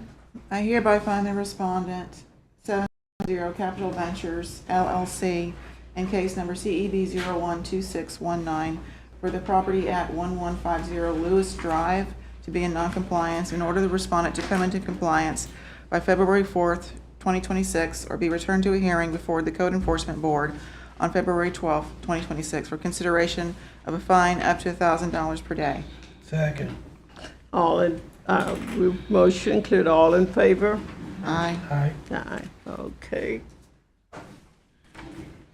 Our next case, case number 41, CEB 012605, Sigil Patel and Kunal Patel at 331 Mosaic Boulevard. Anyone here for, okay. Mr. Butler. As pertains to 331 Mosaic, this is a field-generated case. A site inspection was conducted, and it was determined the property had the following violations: work without a permit, pavers. The property was notified on August the 11th, 2025. The property was to be in compliance by September the 11th, 2025. The last date of reinspection was January the 7th, 2026. The result of my reinspection was non-compliance. I've had contact with the property owner's contract as well as the owner. Staff requests non-compliance, compliance by next cutoff. If you can see my picture, they have already begun to remove the pavers, so I'm hoping that this will get resolved by the next cutoff. Okay. Okay, and that's, I hereby find the respondent, Sejal Patel, Krunal Patel, in case number CEB 012605, for the property at 331 Mosaic Boulevard to be in noncompliance, and order the respondent to come into compliance by February 4th, 2026, or be returned to a hearing before the Code Enforcement Board on February 12th, 2026, for consideration of a fine up to $1,000 per day. Second. okay, it's been moved in second. All in favor? Aye. Aye, okay, thank you. Okay, case number 42, CEB 012621, Herna Ramonda XLLC at 1122 Lewis Drive has been continued. Right. Case number 43, CEB 012622, Holly J. Brown and Alma J. Perry Estate at 1071 North Gertrude Court has been continued. Case number 44, CEB 012623, Meredith L. Valquez and Rosa Bertha Hendricks at 646 Marco Street has been continued. Case number 45, CEB 012624, Tawana Hakeem Salah Sacid at 16 Attica Court has been continued. Case number 46, CEB 012625, Echo First Properties LLC at 884 West Coquina Drive has been continued. Case number 47, CEB 012607, Joanne Holt at 240 Center Street. Ms. Hatana, I think We she's have a here. respondent. Okay. Thank you so much for your patience.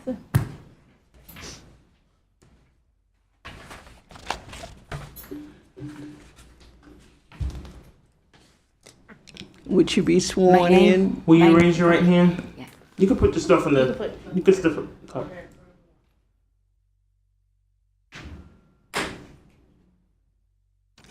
Do you solemnly swear or affirm that the testimony about the provide is the truth, the whole truth, and nothing but the truth? I do. And your name and affiliation to this case? Joanne Huff, 240 Center Street, Daytona Beach. Thank you. Okay, Ms. Hatana. This case was opened August 20th, 2025, a complaint generated case for overgrown landscaping outside the storage, dirt and grime, perking on the lawn, work without a permit for the fence, trash and debris, damaged accessory structure, junk vehicle, and no address numbers. First notice was received September 2nd, 2025. Compliance is due October 2nd, 2025. Last inspection was January 6th, 2026, and the result was non-compliance. There has been contact with the owner. Staff recommends the finding of non-compliance with compliance due by next cutoff. Okay. Mrs. Ho, would you like? Hear everything. Would you like to say anything? You can speak, Ms. Huff, if you like to. Would you like to say anything to the board? Yeah, we have done a lot on the property. The vehicles are all gone, the fence is gone that was in front of the vehicles. Did you call Miss Santana to show her that? Yes, I think. I'm not sure. I think I was waiting for them to call me on the date of the Okay. thing. So you haven't been notified or anything? I was just there on the 6th, and we talked about the things that she needs to take care of still. Okay. Okay, then. There's been a lot of flooding. That's what I wanted mainly. Just take a quick thing. They just built houses. I know, but today Oh, we're today just is here. okay, you're right. For All right. compliance or non-compliance. Okay, all right. Ms. Holt, I would thank like, you. I would like another month to comply with it. Okay, but I recommended next cutoff. you recommend the next cutoff? Okay. Is that what you mean? You said February? Yeah. Yeah. That's a February month. 4th would be the next cutoff. Can you give me a little longer than that? Oh, you have to ask them. Oh, can I have a little longer than that? Okay, can we get a motion for, I hereby find the respondent, Joanne Ho, in case number CEB 012607 for the property at 240 Center Street to be in noncompliance, and order the respondent to come into compliance by March the 4th, 2026, or be returned to a hearing before the Code Enforcement Board on March the 12th, 2026, for consideration of a fine up to $1,000 per day. can I get, okay, it's been moved in second. All in favor? Okay. Ms. Ho, you have 60 days to come into compliance. So please stay in touch with I Ms. will. Santana. That, you know, and let her know what's going on and what Okay. you have completed, okay? Mm-hmm. Thank you. Okay, All right. So when you're done, call me. yeah. Case number 48, CEB 012608, Mildred Broxton Estate at 228 College Park Drive is in compliance as of 1/6/26. Case number 49, CEB 012609, Elizabeth Madison Estate at 535 Mall Street. Thank you for your patience. You're Miss Madison? Okay. We're on the right case now. Sorry, are you both going to speak? Okay.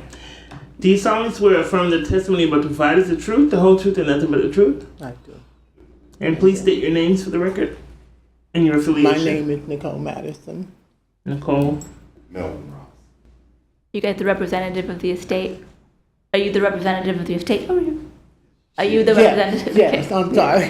I can't. And you said your name was Milton Robinson? Melvin. Oh, Melvin. Thank you. Okay. Okay, Ms. Santana, we'll hear from the inspector first. This case was opened August 20th, 2025. A complaint generated case for overgrown landscaping, outside storage, dirt and grime. I'm sorry, wrong one. Well, it is outside storage. Okay. This case was opened August 20th as well, 2025. A field generated case for outside storage, dirt and grime, work without a permit for the roof, trash and debris, and damaged soffit.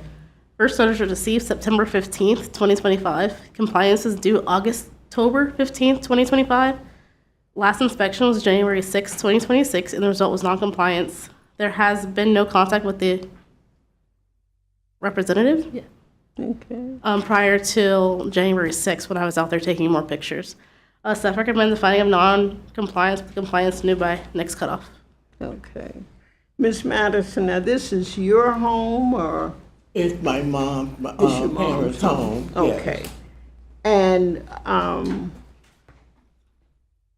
as I said, today is compliance for non-compliance, but have you been in touch or Would you be in touch with I Mrs. called her Atana? when I first got notice, but she never, and I didn't get an answer or anything. I left a message, but I talked to her, when was it? On the 6th.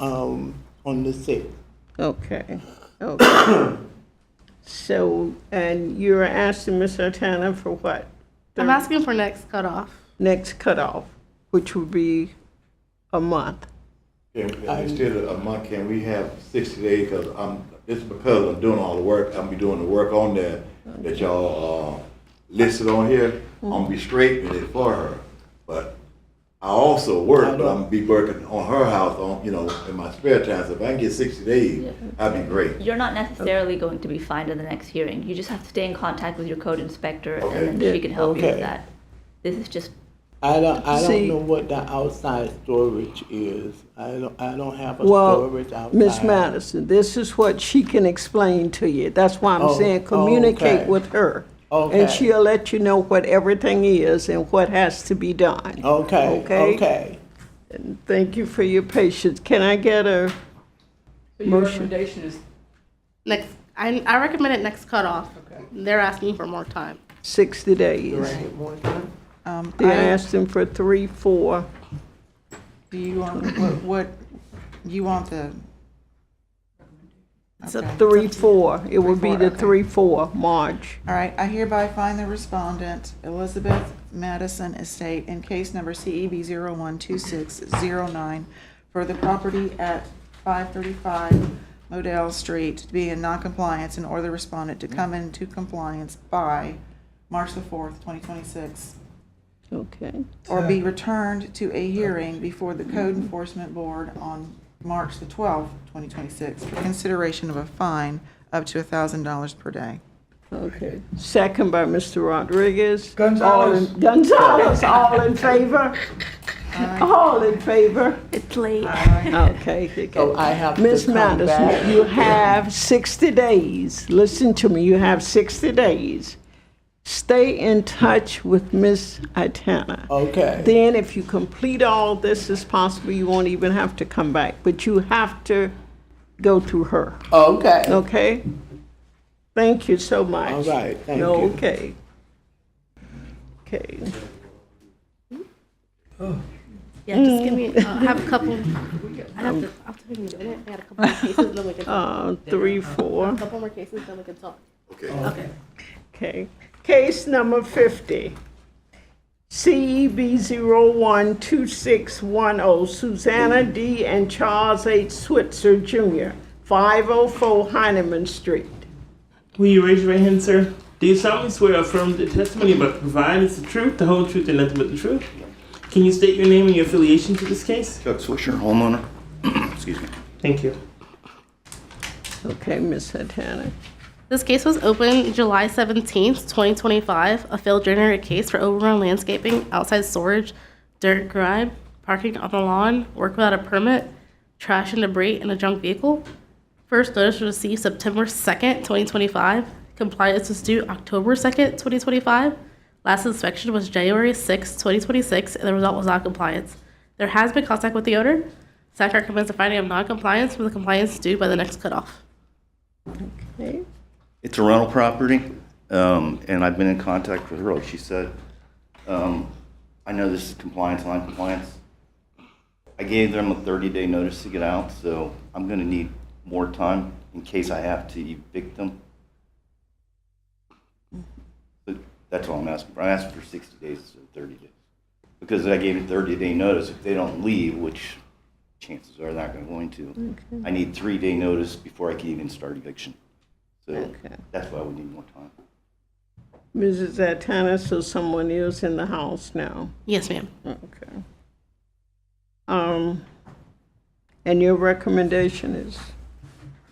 I said next cutoff, but if he's going through the eviction process, I'm okay with more time. Okay. Okay, so the more time you're asking is for 63, no more, 3, 4, 26? 3, 4. Okay. I'll make the motion that I find the respondent, Susanna D. and Charles Swisher Jr., in case number CEB 0126-110 for the property at 504 Heineman Street to be in noncompliance and order the respondent to come into compliance by March the 4th or be returned for a hearing before the Code Enforcement Board on March the 12th, is that right? For consideration of a fine up to $1,000 a day. Second. Okay. All in favor? Aye. Okay. It has been, you have your 60 days, thank you. Case number 51, CEB 012611, Oak Cannon Investment LLC at 530 Heineman Street is in compliance as of 1/8/26. Case number 52, CEB 012612, Haley Wilkinson at 122 Mason Park Drive.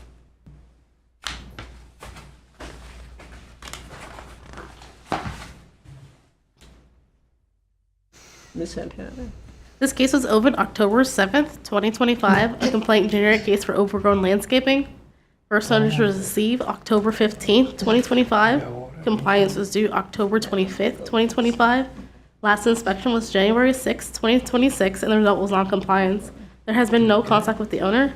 Staff recommends a finding of non-compliance with compliance due by next cutoff. Excuse me, can we pass the gavel because Ms. Hines is stepping out? Sorry to interrupt you.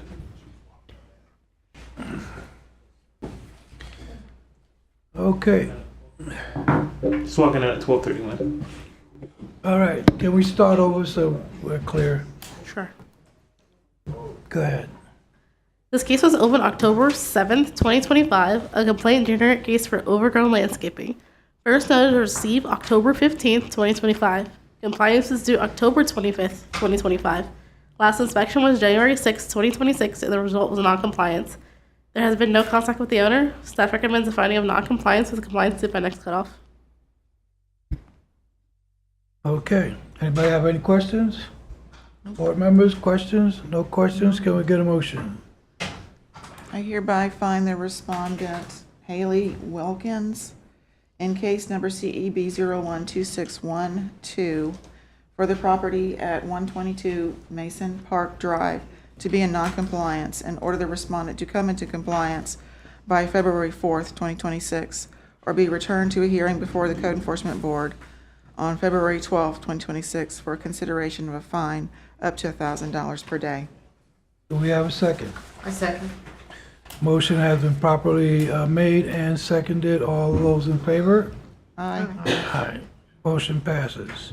Next case, number 53, CEB 01-26-16.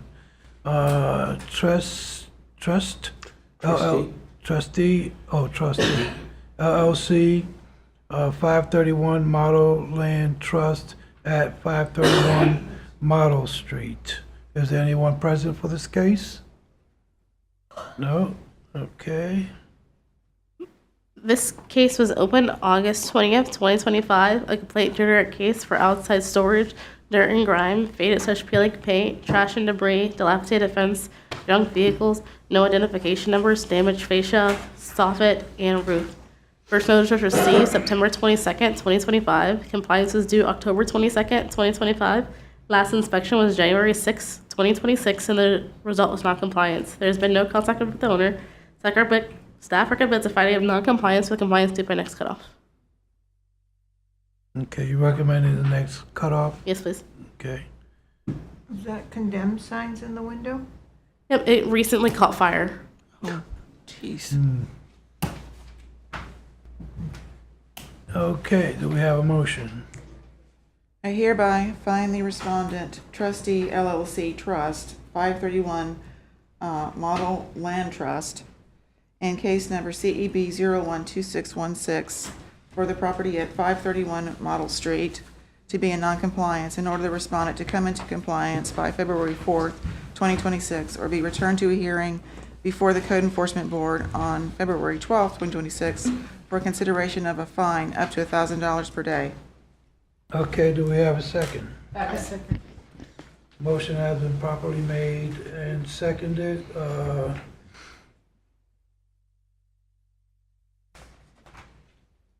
those in favor? Aye. Opposed? Motion passes. That's it. Which one of them? I know both of them said second, but which one? I think she was first, whoever it was.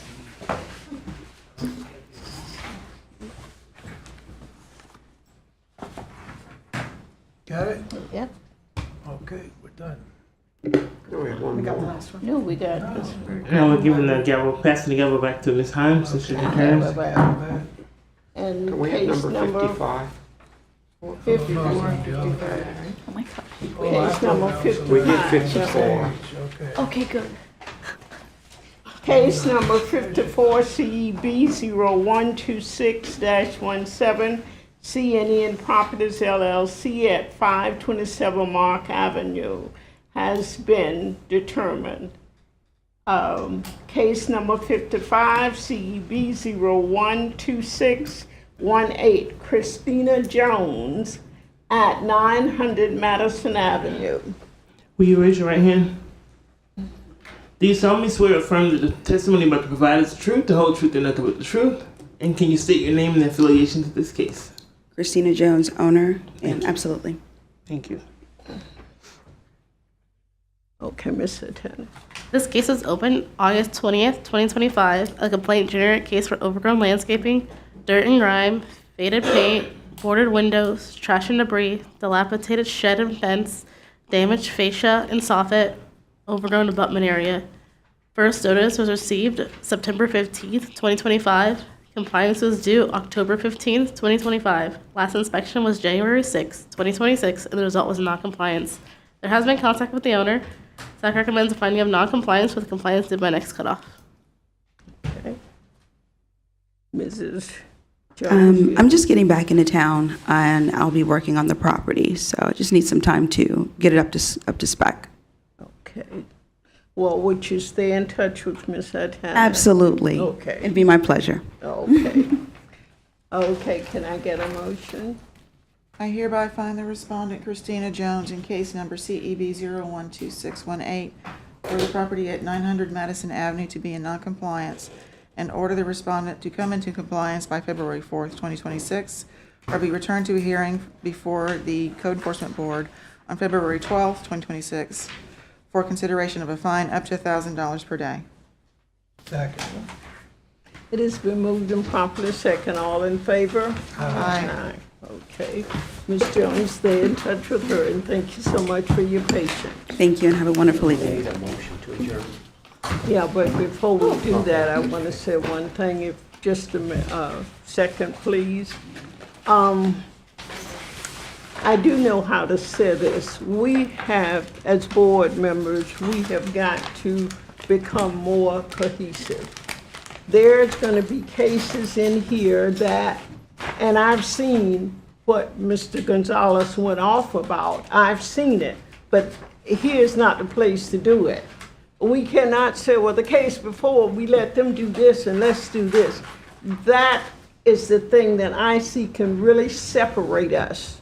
And someone tell me out of the two attorneys, what am I doing here? Why am I telling the people that it's either compliance or non-compliance? When we get them up here, then we go examining them and taking them through everything else. Yeah, I think. Now, what is the thing here? I think this is something best done in training. It's in my training manual. It's something I plan to address in terms of more efficient moving through the process. I just don't think this is the right forum to do training. Well, see, this is what I read. Yeah. This is what got me. I read all of my things. Yeah. And it says, and I think, and I must say, I'm a child been burnt once in Duval County. We had a case go for 6 years with a board, and I was on it. Sometimes when we ask questions and we get into stuff that we shouldn't get into, then they put it back on us with their lawyers, and I don't want that again. Yeah. That's why I try to do what you all give me the papers to say that we can do. What I actually wanted to ask, and I'm happy you brought this up, is the trainings is coming up. If you guys can gather all of your questions and concerns and send them to Mr. Riggio so he can forward it to us so we can prepare those on the front end and make sure that we give you a proper answers to all of those questions. If I do this now, we'll be here for forever, and I just want to be able to do it at the proper form, with giving us the right time. I know we're all tired and everything today, so. And if I And may we're on clarify, record right now too, so. I need to clarify your statement there, because what happens, the reason why I react to it right away is because sometimes, or most times, it just keeps on going. Yes, it is. So And I it's- stop it at the minute. It might be wrong, but I need to call it to the attention so that we are aware of what's going on, because I've seen it in the 4 years I've been here. I've seen that when we don't address it, it continues. So that's why I do it that way. Well, I've learned that when you go home and look at the case, it's usually some little thing in there that is different. And you said something to the young lady. You said, well, you can address that later out there. This is what I've been trying to say. Let's let the code officers do their job. Let's give them back to them after they addressed us. Well, on Instead of this, us so- trying to Yeah, so I clear it, can 'cause we mention this can't. now. Legally, when we do the fines, that's when we have to give it, that's the whole Right. concern of due process of going in more detail because we're finding them. At the compliance initial hearing, the only question that matters is whether those fines as listed on the notice of violation existed at the time that the notice was given. When the special magistrate does the new cases, it's almost like a minute each case. All he asks them is, do you agree or disagree that the this is violation what I'm existed saying. at the time of violation? They say yes, it non-compliance next case. They say no, they have to prove that they didn't exist, which they normally don't, and it's not why they're not in compliance. The matter of why doesn't matter at the first hearing, it matters at the second hearing. And our So it's Zoom just not cases efficient are to get into. becoming more and more, and I think we're gonna really lead into something with the Zoom, because you're taking up all this time on things that we can't do anything about. Exactly. It's only the code inspector that can tell them what's wrong, what's right. They always address that question to you because you're the board. They see you as a position of authority, but that's a question for them to handle outside of the hearings. I have a question about the issue about the Spanish translation.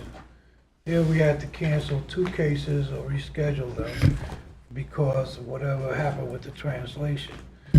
I think we need to address that and make sure that we are prepared to deal with that so that we don't have to reschedule them. So nothing happened with the translator. They were Inspector Wexelberg's cases. His cases were continued. So it was unforeseen. So, but I'm just talking about the translation issue as an issue. not I the thought translation. it's been resolved. Yeah, I feel that lately Yeah, they've been they doing come in, a good job. They're here before we even get started. She's always on time. So I'm not sure what issue you're Well, referring to. reschedule. We rescheduled There was it. one No, case. Because of the inspector. It was So because- the inspector is English and doesn't speak Spanish. No, So I the don't think issue that is was the still reason. a translation. That wasn't the It's reason. still a translation issue. The translation issue wasn't because of the inspector. No. The trans, Okay, so why was it rescheduled? No. it, just like all his other cases, because he had an emergency, he wasn't here. It had translation, the translator had nothing to do with it. Okay. Yeah, I called her sooner because we only pay them in 2-hour blocks. We don't like to go over the 2 hours, so I was calling to do, and then I didn't realize that he was not here to continue it. So that was my fault for not clarifying that. So in the future, what we're gonna do is add the interpreters up when we call the attorneys and the policemen. Yeah, That would solve that issue. One thing I'd like to mention though, and that is with the compliance dates, and I think that sometimes it's done as a convenience, and that's something you need to think about, because ultimately it's the code inspector who makes a determination of convenience, and maybe there should be an announcement or something at the beginning about the amended orders of non-compliance, that a code inspector can come in and say, you know, I recommend and I've this, because if all they have to do is post like the number for the house, you know, having them, you know, well, if they have something that, like that one fellow thought they could get done in 2 months, the 60 days, having them come back the next month to say, well, I'm half done, you know, that's something that they, makes them perhaps take a day off from work or drag their contractor in.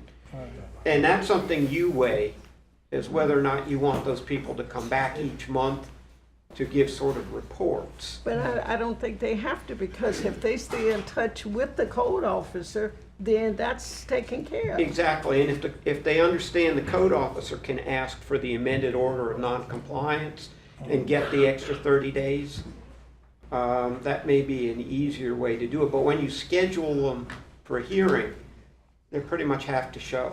Right. Yeah. Okay, I don't have any problem. If you could have all of your, if you could have all your questions to Reggio by Wednesday next week to give me enough time to address them, I would appreciate it. Thank you. Okay. Can I get a Okey-dokey. Motion to adjourn. Second? Second. So moved. All in favor? Who's missing?